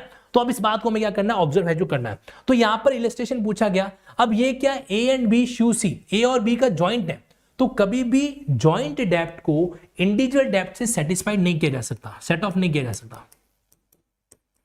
ज्वाइंट डेप्थ को आप इंडिविजुअल डेप्थ से क्या नहीं कर सकते, सेट ऑफ नहीं कर सकते, ठीक है। तो इसका आंसर होगा can not be set of, और ये आपको ऑर्डर 8 रूल 6 के इलस्ट्रेशन में से उठा के पूछा गया सवाल है। यूपी में इलस्ट्रेशन बहुत आते हैं, बहुत का तो नहीं पता, बट जितने भी आते हैं ना शिवांगी जी, उनको छोड़ना नहीं है, उठा उठा के पटकना है। पता है, पढ़ाई करना आपकी बस में है, लेकिन दबाव में कर रहे हो नुकसान पहुंचाना, मस्ती से करते हैं चीज को, ठीक है। और मैं फिर से कह रहा हूं, अभी क्लास में कितने 400 450 कैंडिडेट है, लेकिन हर एक की बस की बात नहीं है एंड तक टिके रहना, क्योंकि खोखले इरादे और खोखले सपने एंड तक नहीं पहुंचा करते। एंड तक रात को 10:30 बजे तक कौन जो है पूरी सीपीसी चीज को ऑब्जर्व करता है, वो अपना बड़ा इंटरेस्टिंग रहेगा। अब देखो वर्ड आया प्रेस्क्राइब, क्या वर्ड आया यहाँ पे, प्रेस्क्राइब, ठीक है। अब फिर से हमारी तो आदत लिंकिंग की है, मैं प्रेस्क्राइब को सीपीसी के एंगल से भी सोचूंगा और लिमिटेशन एक्ट के एंगल से भी सोचूंगा। लिमिटेशन एक्ट में एक शब्द आता है प्रेस्क्राइब्ड पीरियड, प्रेस्क्राइब्ड पीरियड, जिसको उसका क्लॉज पता है मुझे बताओ। लिमिटेशन के अंदर एक वर्ड आता है प्रेस्क्राइब पीरियड, और सीपीसी के अंदर भी यहां पर 216 के अंदर वर्ड आ रखा है प्रेस्क्राइब। तो यहां पर प्रेस्क्राइब का इसने मतलब पूछ लिया कि प्रेस्क्राइब का मतलब क्या, इसका आंसर तो प्रेस्क्राइब बाय रूल्स, लेकिन लिमिटेशन एक्ट का मतलब पता है क्या आपको। लिमिटेशन एक्ट में, वेरी गुड जसप्रीत जी, बहुत बढ़िया, जसप्रीत जी, सुविका जी, धाकर जी, शाबाश, ठीक है। तो यहां पर आपके प्रेस्क्राइब पीरियड सेक्शन 2 के क्लॉज जे में, कौन सा, सेक्शन 2 का क्लॉज जे आपको प्रेस्क्राइब पीरियड है जो कहता है। और प्रेस्क्राइब पीरियड का फॉर्मूला क्या होता है, देखो, जो आपका पीरियड ऑफ लिमिटेशन है उसमें से उसको कंप्यूट करते समय कुछ चीजों को जोड़ना, कुछ चीजों को घटाना, उसके बाद जो आता है ना उसको बोलते हैं प्रेस्क्राइब पीरियड। प्रेस्क्राइब पीरियड है जो कहा जाता है, और ये बात आपके सेक्शन 2 के क्लॉज जे में लिखी हुई है। पीरियड ऑफ लिमिटेशन किसको कहा जाएगा, पीरियड ऑफ लिमिटेशन वो है जो पीछे के शेड्यूल में आपको दे रखा है। जो लिमिटेशन एक्ट के पीछे का जो शेड्यूल दे रखा है ना, वहां पे प्रेस्क्राइब पीरियड नहीं दे रखा है, वहां पर पीरियड ऑफ लिमिटेशन दे रखा है। पीरियड ऑफ लिमिटेशन में जोड़ बाकी करके जो आप निकालोगे पीरियड, वो आपका प्रेस्क्राइब पीरियड है जो कहलाएगा, ठीक है। चलिए, ओके, नाउ सर आपकी यूट्यूब क्लासेस मैंने पंजाब एग्जाम क्रैक कर लिया, very good Sachin ji. Now go ahead और 4 डालो आगे क्यों। कंपेंसेटरी कॉस्ट के बारे में प्रोविजन है जो कहां पे आ रखा है, देखो आपके section 35 cost, section 35A, section 35A, section 35B और ऑर्डर 20 कैपिटल ए, ये जो प्रोविजन है ना, ये प्रोविजन आपके कॉस्ट के बारे में बात करते हैं। ये प्रोविजन क्या करते हैं, कॉस्ट के बारे में बात है जो करते हैं। इसमें से कंपेंसेटरी कॉस्ट के बारे में कौन सा प्रोविजन डील करता है, 35A जो है वो डील करता है। 35B किसके बारे में बात करता है, 35B कहता है कि अगर आपने ऐसा कुछ किया जिसके कारण कोर्ट की प्रोसीडिंग डिले हो रहा है, कॉजिंग डिले, तो वो आपके 35B के अंदर कवर होगा। और वैसे 34 तो इंटरेस्ट के बारे में बात करता है।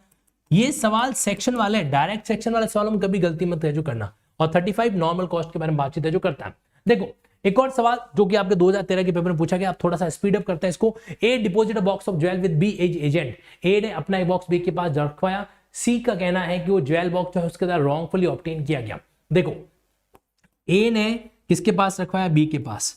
सी ने बी को धमकी दी कि ये जो बॉक्स है वो मुझसे छीन के रखा है। अब ए कंफ्यूज, ए कह रहा है कि मैं इसको दूं या इसको दूं, तो बी क्या करेगा, बी जाएगा यहाँ पे सेक्शन 88 में, इंटरप्रेटर सूट है जो फाइल करेगा।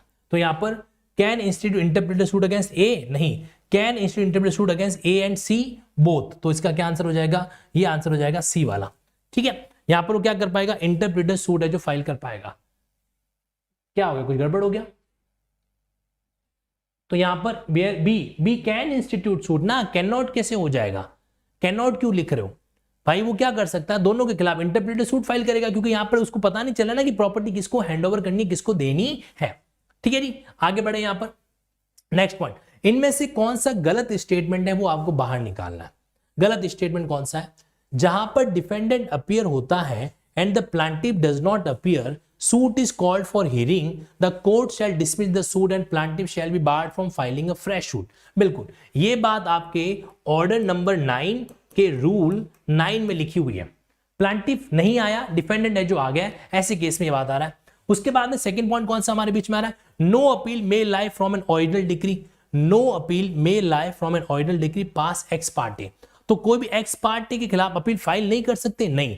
सेक्शन 96 के तहत, सेक्शन 96 के तहत यहां पर क्या हो जाएगा, सेक्शन 96 के तहत ये मामला आपके इसमें चला जाएगा, कहां पे, नो अपील। तो यहां पर अपील फाइल की जा सकती है, अपील फाइल की जा सकती है, अपील है जो फाइल किया गया कर जा सकती है। ठीक है, सब please check the last question. क्या हो गया, अच्छा ओके, आप उस एंगल से बात करो, बिल्कुल बिल्कुल, वेरी गुड। ऑर्डर 35 निकालो, आई गॉट योर पॉइंट। कहां गया मेरा बेरेट, कहां गया, यस। ऑर्डर 35 में एक नेगेटिव बात लिखी हुई है, फटाफट निकालो। ऑर्डर 35 पे आ जाओ आप। ऑर्डर 35 को समझना, देखिए ऑर्डर 35 में क्या लिखा हुआ है, agent and tenant may not institute the suit. ये बात यहां पे आपके इलस्ट्रेशन के पॉइंट ऑफ व्यू से पूछी गई है। अब इसी के इलस्ट्रेशन को ये देखिए, यहां पर A deposit a box of jewel, क्या सेम इलस्ट्रेशन है क्या, बिल्कुल। यहां पर दे रखा है ए डिपोजिट, तो इसमें एक लाइन लिखी हुई है other than the person making the claim. बिल्कुल सही कह रहे हो सोनू क्लासेस जी, बिल्कुल सही कह रहे हो। यहां पर इस इलस्ट्रेशन के पॉइंट ऑफ व्यू से हमें यहां पर एक्सेप्शन को ध्यान में रखना है, करेक्ट, बिल्कुल जो बात है वो एक्सेप्ट करता हूं मैं। ठीक है, यहां पर आपके बीच में कैन नॉट का पॉइंट आएगा, लेकिन एक वर्ड आपको ध्यान में रखना है, इसमें एक लाइन लिखी हुई है other than the person making claim through such principal और लैंडलॉर्ड। ठीक है, अदर देन द पर्सन, यहां पर जो है ना आपका क्लॉज ए और क्लॉज बी दोनों में बहुत ही स्लाइट डिफरेंस है। एक में क्या लिखा हुआ है कि ए डिपोजिट, मैं इलस्ट्रेशन बी पढ़ रहा हूं यहां पर, ऑर्डर 35 रूल 5 इलस्ट्रेशन बी निकालो जरा। Order 35 rule 5 illustration B. A ने क्या किया, एक बी के पास में जो है बॉक्स जमा करवाया। He then write to C for the purpose of making the jewel a security for a debt due from himself to C। उसके बाद में उसने क्या किया, सी को राइट किया। सी को मतलब है एक लेटर वेटर जो भी है वो मेंशन करके लिखा। क्या लिखा कि भाई ज्वेलरी जो है उसको वो सिक्योरिटी बनाए। ये दोनों इलस्ट्रेशन को एक काम करते हैं, अच्छे से समझ लेते हैं ताकि इसका कंफ्यूजन ही खत्म करें। देखो ए के हमारे पास में ऑर्डर 35 रूल 5, ठीक है, इसका मैं यहां पर कर लेता हूं इलस्ट्रेशन ए, इलस्ट्रेशन बी। देखो अच्छे से समझना, हो सकता है भाई जाने अनजाने जो गलती मैंने कर दी वो गलती आप लोग एग्जाम में ना करो, हमारा अल्टीमेट पर्पस एग्जाम को ठीक करना है। आइए जरा मेरे साथ साथ जरा समझो। देखो इलस्ट्रेशन ए और इलस्ट्रेशन बी। इलस्ट्रेशन ए में क्या लिखा हुआ है कि ए ने एक बॉक्स डिपॉजिट करवाया बी के पास, ये ए है, इसने अपना बॉक्स बी के पास डिपॉजिट करवाया। किसका, जो भी उसके पास में सोना चांदी था उसका, ज्वेलरी वगैरह थी वो उसने बी के पास रखवाई। बी कौन, बी जो है वो उसका एजेंट है। बी कौन है, बी जो है उसका वो एजेंट है। ठीक, उसके बाद सी का ये कहना है, अब देखो सी का कोई लेना देना अभी तक, सी अभी तक पिक्चर में भी नहीं आया है, सी अभी तक पिक्चर में आया ही नहीं है। और सी का ये कहना है, सी का ने एलिगेशन लगाया, क्या लगाया, that jewel were wrongfully obtain from him by A. अब सी यहां पर कह रहा है, सी कह रहा है कि ए ने जो है उससे वो लोग, सपोज को रॉन्गफुली ऑब्टेन में कुछ भी कह सकते हैं, जैसे मान लो चोरी कह देते हैं। तो सी का कहना है कि भाई उसने जो है वो चीजें उससे चुराई है, थेफ्ट किया है। रॉन्गफुली ऑब्टेन का मतलब it can be anything, forgery के द्वारा ले लिया या और भी कोई तरीका, रॉन्गफुली ऑब्टेन है जो कर रखा है। तो सी ने क्या बोला बी से कि भाई मेरे को तो दे दे, क्लेम देम फ्रॉम बी, इसने बी को बोला कि ये मेरे को दे दे, ये मेरे को दे दे। बी एजेंट है, उसके प्रिंसिपल ने उसके पास रखवाए थे। अब सी कह रहा है कि ए ने मेरे से धोखाधड़ी से ले रखा है तो ये मेरे को दे दे, ठीक है। तो अब यहां पर मामला कंफ्यूज हो रहा है। अब इस केस में क्या है, एक सिद्धांत होता है कि इंटरप्रिटेड सूट जो है वो ऑर्डिनरी वर्ड इस्तेमाल करना है, ऑर्डिनरी एजेंट के द्वारा अपने प्रिंसिपल के खिलाफ फाइल नहीं हो सकता, क्योंकि यहां पर अगर हो भी रखा है तो बी की ड्यूटी बनती है कि बी क्या करेगा, ये ज्वेलरी का बॉक्स ए को रिटर्न करेगा, क्योंकि ए उसका प्रिंसिपल है, बराबर। अब इसी को दूसरे इलस्ट्रेशन में लेके चलो, देखो A deposit box of jewel with B as agent, यहां पर भी बी एजेंट है। ए ने क्या किया, एक बॉक्स जो है बी के पास रखवा दिया, बी जो कि उसका एजेंट है। भगवान से प्रार्थना करो कि इलस्ट्रेशन एग्जाम में आ जाए, मजा आ जाएगा, ठीक है। तो ए ने बॉक्स क्या कर दिया, बी के पास है जो रखवा दिया, ठीक है। He then write to C for the purpose of making the jeweller security, फिर ए ने क्या किया, सी के साथ एक ट्रांजेक्शन किया। सी, मान लेते हैं कि सी कौन है, सी है एक बैंक, इसने इसके साथ ट्रांजेक्शन किया कि भाई तुम मेरे को लोन दे दो, तुम मेरे को लोन दे दो, और बदले में ये जो ज्वेलरी का बॉक्स है जो मैंने मेरे एजेंट के पास रखवा रखा है उसको तुम क्या करना, सिक्योरिटी बना देना। ज्वेलरी का बॉक्स है, इसको तुम क्या कर देना, सिक्योरिटी है जो बना देना, ठीक है। आप नोटिस करना इस इलस्ट्रेशन में ए और सी का कोई ट्रांजेक्शन नहीं हुआ है। इस वाले इलस्ट्रेशन में ए और सी का ट्रांजेक्शन हुआ है, जहां पर ए ने सी को इजाजत दी है कि तुम इस ज्वेलरी बॉक्स को सिक्योरिटी बना दो। सी ने बना दिया, पैसा उधार दे दिया उसको, ठीक है। For making the jeweller security of the डेब्ट due himself for C, A after allies that C डेब्ट इज सेटिस्फाइड। अब ए का क्या कहना है, अब सुनो, अब कहानी में ट्विस्ट क्या आ रहा है। ए बेचारा ये कह रहा है कि भाई ये जो लोन था, ये लोन मैंने पेड कर दिया, ये लोन मैंने पेड है जो कर दिया। ये किसका कहना है, ए का कहना है, ठीक, लोन जो है पे कर दिया। दूसरी तरफ सी का क्या कहना है, ए आफ्टर एलाइज सी डेब्ट सेटिस्फाइड, सी का ये कहना है कि अभी तक लोन पेमेंट नहीं हुआ है। सी का कहना है नॉट पेड, सी क्या बोल रहा है, नॉट पेड, अभी तक जो है पैसा नहीं हुआ है। इन दोनों में ये एलिगेशन चल रहा है। ए ने कहा कि मैंने पैसा चुका दिया, सी ने कहा नहीं चुकाया। फर्क क्या पड़ेगा, अगर ए ने पैसा चुका दिया तो सिक्योरिटी फ्री, और ए ने पैसा नहीं चुकाया तो सिक्योरिटी अभी तक फ्री नहीं हुई है। तो ये मामला वहां पे चल रहा था। बी में अब ये सिचुएशन आपके सामने है, दोनों ने बी को बोला कि प्रॉपर्टी मेरे को दे। ए कह रहा है मैंने लोन का पैसा चुका दिया, सी कह रहा है नहीं चुकाया। ए भी जो है बी से बोल रहा है प्रॉपर्टी दे दो, और सी भी जो कह रहा है प्रॉपर्टी है जो दे दो। अब यहां पर एक्चुअल में क्या हो गया, इन दोनों के बीच में एक लीगल जस्टिफिएबल डिस्प्यूट अराइज हो रहा है, लीगल जस्टिफिएबल डिस्प्यूट, क्योंकि इनके बीच में ट्रांजेक्शन हुआ था, दोनों इस ट्रांजेक्शन को एडमिट कर रहे हैं। यहां पर किसी तरह का ट्रांजेक्शन है जो नहीं है, तो जब ट्रांजेक्शन नहीं है तो बी को सी से कोई लेना देना नहीं है।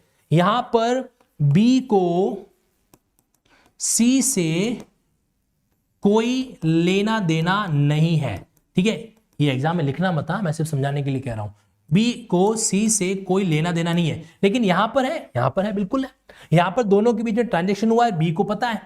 ऐसे केस में बी यहां पर क्या है, लीगली रूप से कंफ्यूज हो रहा है, और ये क्या कर सकता है, ऑर्डर 35 के तहत इंटरप्रिटर सूट यहां पे फाइल हो सकता है, और यहां पे फाइल नहीं हो सकता। Is that point clear?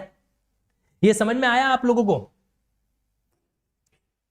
क्या ये पॉइंट माइंड में सेट हुआ?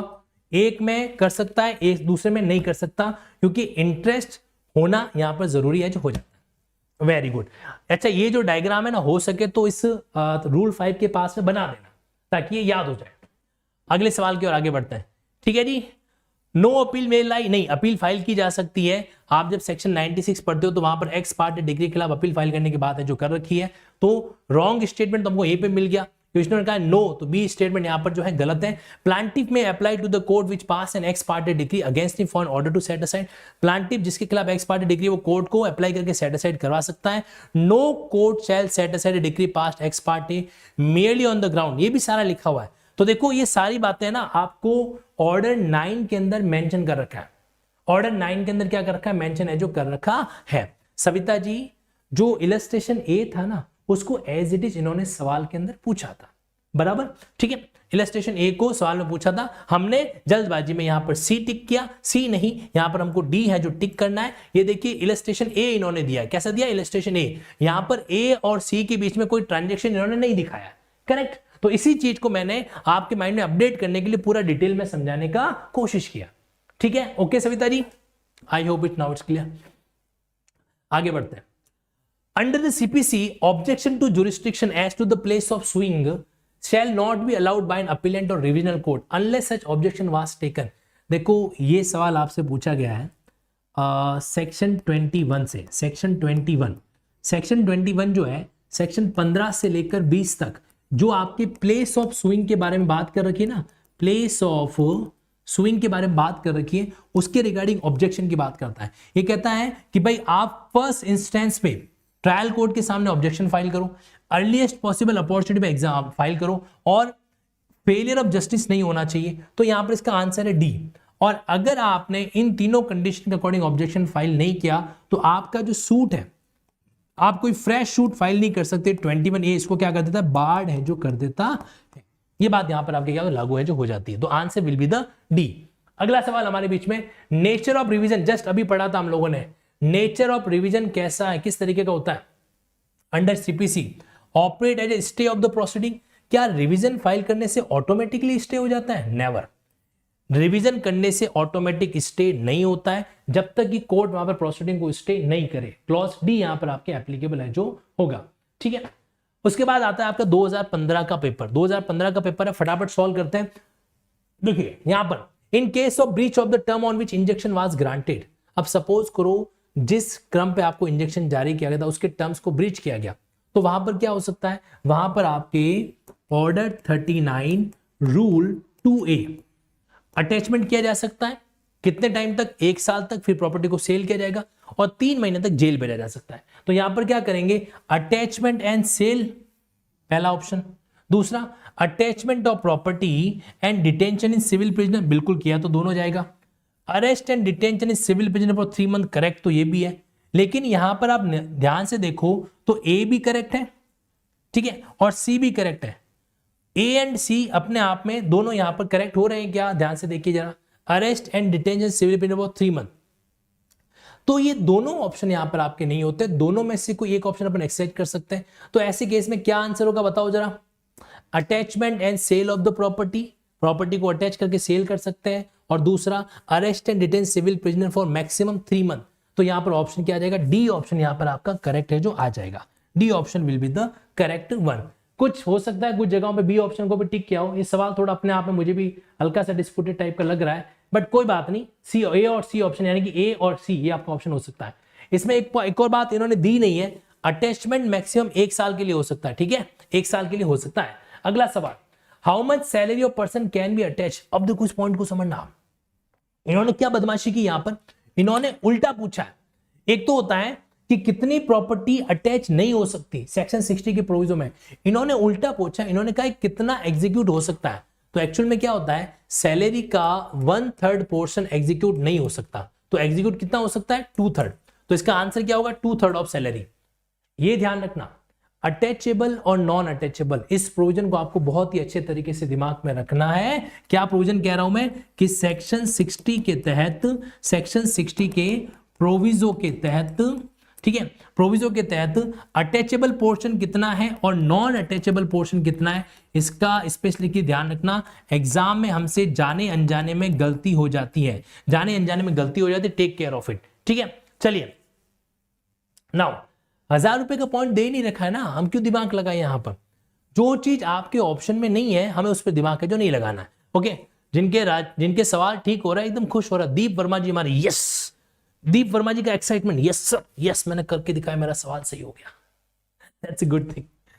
विच provision of following is dealing with the principle of restitution. अब देखो ये है ना, ऐसे सवाल बोनस वाला है, ठीक है। सेक्शन को याद करने का एक ही तरीका है, लिंकिंग, ये दिमाग में सेट कर दो। तो इसका सवाल आंसर क्या होगा, 144 यहां पर करेक्ट आपका आंसर है, ठीक है।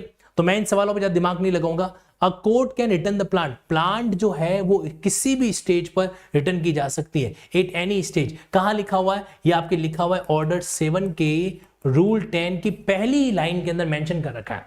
प्लांट जो है किसी भी स्टेज पे क्या की जा सकती है, रिटर्न है जो की जा सकती है।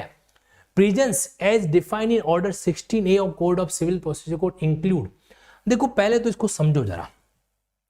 आपको पता है क्रिमिनल प्रोसीजर कोड में एक कॉन्सेप्ट होता है प्रोडक्शन वारंट का, सुन रखा है हाँ या ना? प्रोडक्शन वारंट का एक प्रोविजन है जो होता है, ठीक है। और ये आपको कहाँ दे रखा है, ये मोटा बेसिकली आपको मिलेगा ट्रायल के बाद में। ट्रायल के बाद में यानी कि जो आपका सेक्शन 266 से लेकर 271 है, यहां पर आपको देखने को मिलता है प्रोडक्शन वारंट का कॉन्सेप्ट, ठीक। ये सेम चीज रागिनी गुप्ता जी, ये जो सेम चीज है एज इट इज हमारे पास सीपीसी के अंदर भी आती है। और ये सेम चीज हमने क्या कर रखी है, ऑर्डर 16A के जरिए, ऑर्डर 16A के जरिए मेंशन है जो कर रखी है।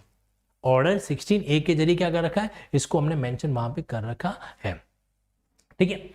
ये कौन सा चैप्टर है, ये आपका चैप्टर है 22, ठीक है। और यहां पर क्या आ रहा है 16 कैपिटल ए, सेम चीज आप देखना, लगभग आपको सिमिलर प्रोविजन देखने को मिलेंगे।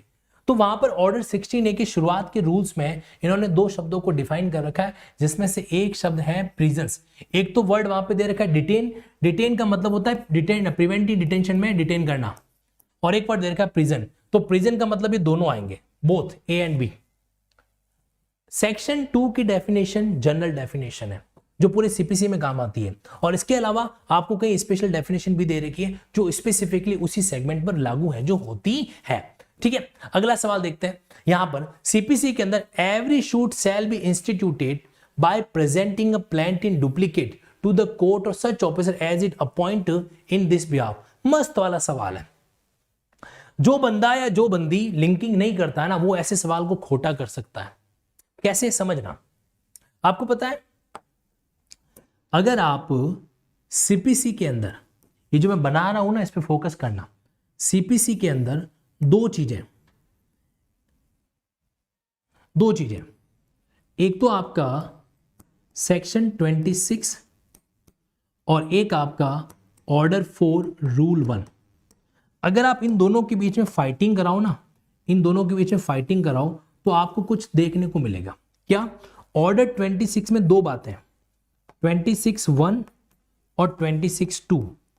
26(2) एफिडेविट के बारे में बात करता है कि जो भी फैक्ट आप बताओगे वो एफिडेविट के जरिए आपको प्रूव करना है।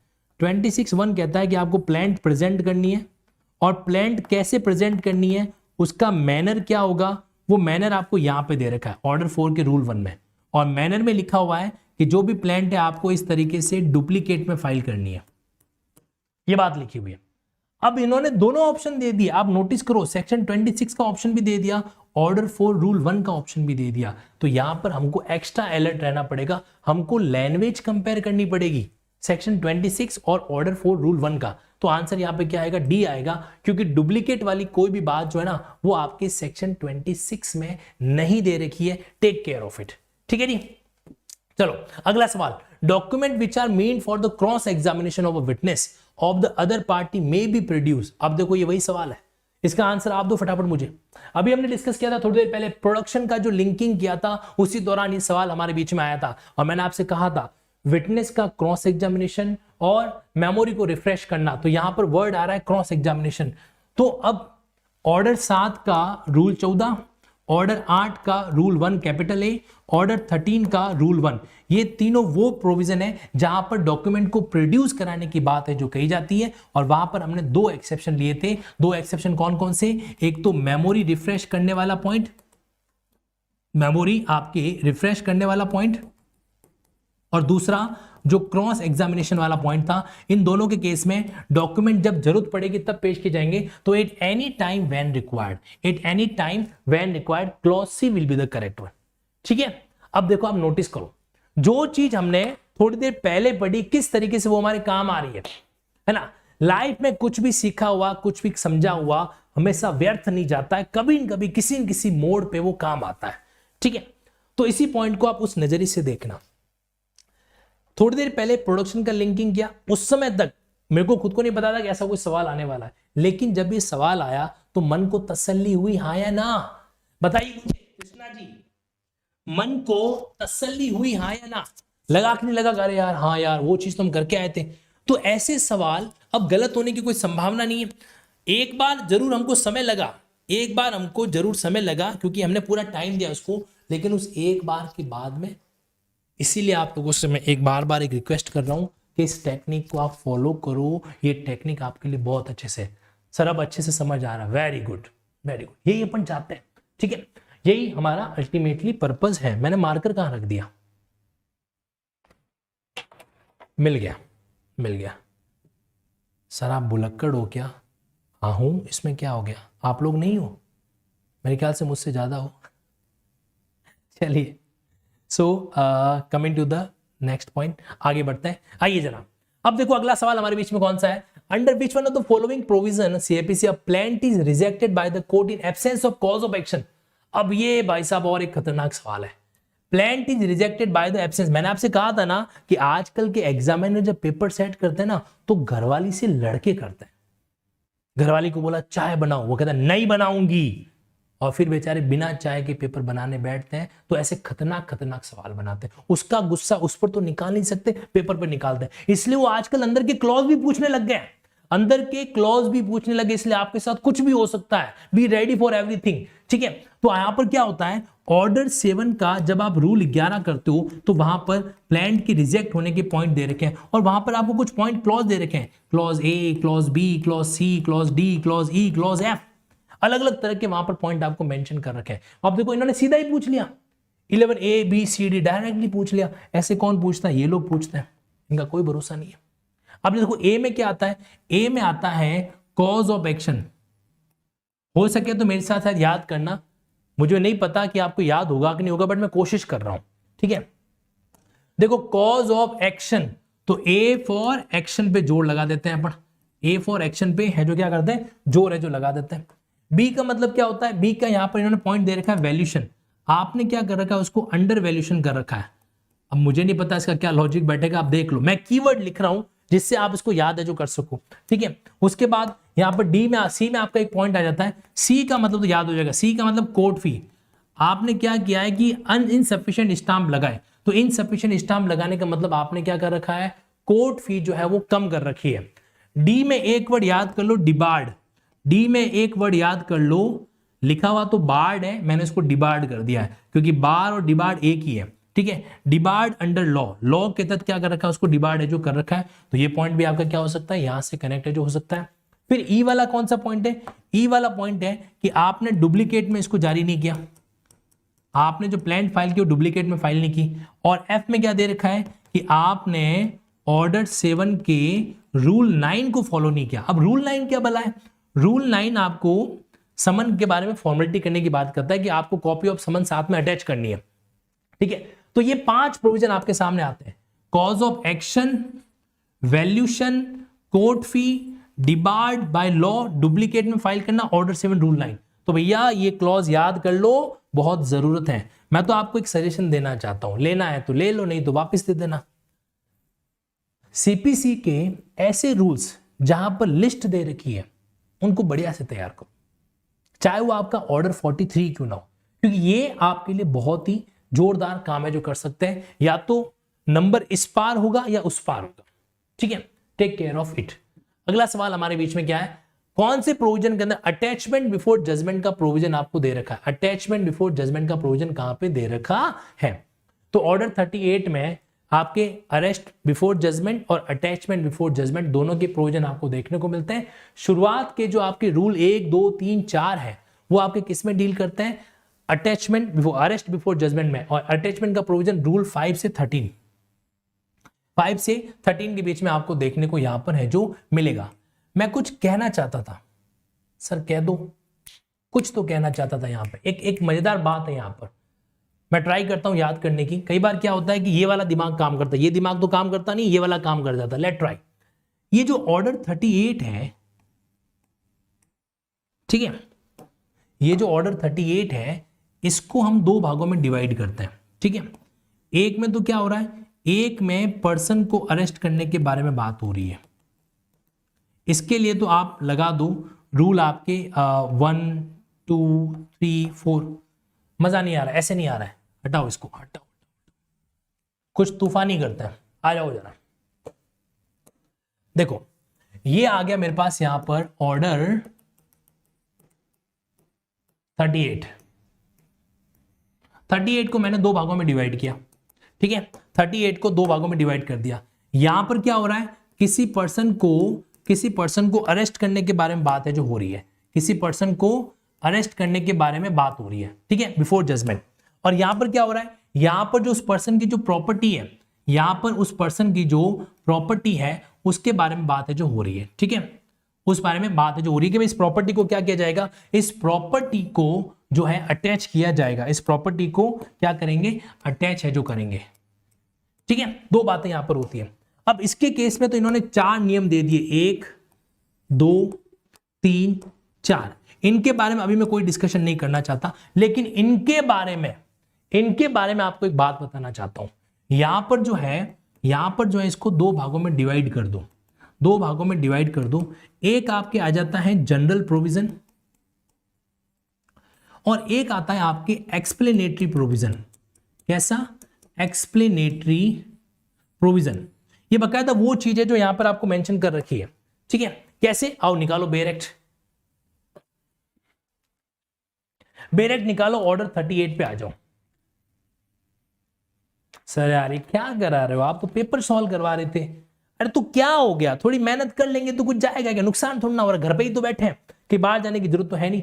तो यहां पर जनरल में 5 हो सके तो ये आप है ना टेबल बना देना, जनरल में 5 6 7 8 9, ये 5 प्रोविजन इसके जनरल के। अब मजेदार बात सुनो, ये जो प्रोविजन बता रहा हूं ना आपको मैं, 10 11 12 13 और एक 11 ए भी है क्या, सॉरी एक 11 ए भी है यहां पर, 10 11 11 ए और उसके बाद में 12 और उसके बाद में 13।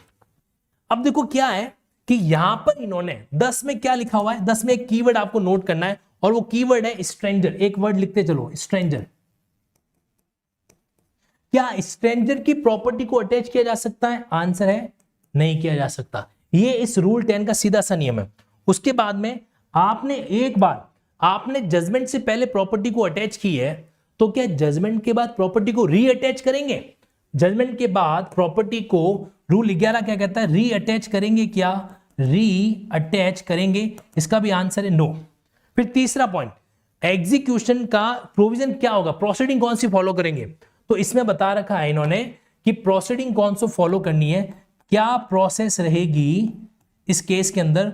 तो जो प्रोसेस एग्जीक्यूशन के अंदर अटैचमेंट की होती है वही प्रोसेस, याद करो सेक्शन 134 ने क्या कहा था कि अदर देन एग्जीक्यूशन के अंदर अगर अरेस्ट होता है तो प्रोसेस कौन सी फॉलो करेंगे, तो उसने बोला एग्जीक्यूशन की जो प्रोसेस है उसको एज इट इज फॉलो करेंगे। और ये क्या कह रहा है, ये कह रहा है कि अगर बिफोर जजमेंट अटैचमेंट करना है तो प्रोसेस कौन सी फॉलो करेंगे, तो एग्जीक्यूशन के दौरान जो अटैचमेंट की प्रोसीजर है उसको फॉलो जो किया जाएगा। उसके बाद में इन्होंने क्या मेंशन कर रखा है कि जो एग्रीकल्चर प्रोड्यूस है, जो आपके एग्रीकल्चर प्रोड्यूस है, एग्रो प्रोड्यूस कह रहा हूं मैं, एग्रो प्रोड्यूस को क्या नहीं किया जाएगा, अटैच नहीं किया जाएगा। साथ ही साथ में जो आपका स्मॉल कॉस्ट कोड है, कौन सा, स्मॉल कॉस्ट कोड, वो इमूवेबल प्रॉपर्टी को अटैच कर सकता है क्या, नहीं कर सकता। आप लोग देखो अब हमारा काम आसान हो गया, ये 4 प्रोविजन, ये 5 प्रोविजन और बाकी के प्रोविजन को हमने सीधा सीधा याद कर लिया है, सीधा सीधा एक एक कीवर्ड मैंने आपके सामने बनाया। इसको बोलते हैं डायग्रामेटिक नोट्स मेकिंग। समझ रहा है विनोद की नहीं समझ रहा है, ये तो समझ रहा है। तुम्हारा क्या हालचाल है, कुछ पता चला। देखो ऑर्डर 38 को कहने को डिफिकल्ट है, मेहनत करेंगे तो आसान हो सकता है, और वही मैंने यहां पर किया आपके बीच में। अब इस डायग्राम को कंप्लीट आप कर देना, इस डायग्राम को कंप्लीट है जो आप कर देना वो आपकी जिम्मेदारी, ठीक है। ये बंदा देखो जेल में बैठा बैठा रो रहा है। वो एक गेम खेला करते थे बचपन में, याद है आपको, काली चिड़ी भाई काली चिड़ी, काला घर में रहती थी, गुलाबी पानी पीती थी, अब तो जेल में आना पड़ेगा, जेल का खाना खाना पड़ेगा, कुछ याद है। अच्छा तुम नहीं खेला करते थे, मैं खेला करता था, चलो कोई बात नहीं। तो ये आपके अरेस्ट का प्रोविजन, ये आपके अरेस्ट का प्रोविजन और ये आपके अटैचमेंट का प्रोविजन, ठीक है। अरेस्ट और अटैचमेंट। टाइम क्या हो गया है, टाइम हो गया है 20:55। ओके, ये डायग्राम पूरा कर देना। तो यहां पे क्या है, ऑर्डर 3805। अब मुझे बताओ भूल सकते हो क्या, ये 1 से 4 यहां आ गए। जब इतनी मेहनत करेंगे ना, इतनी मेहनत करेंगे तो ये वाले सवाल हमारा नंबर कटा देंगे, इतनी मजाल है इनकी।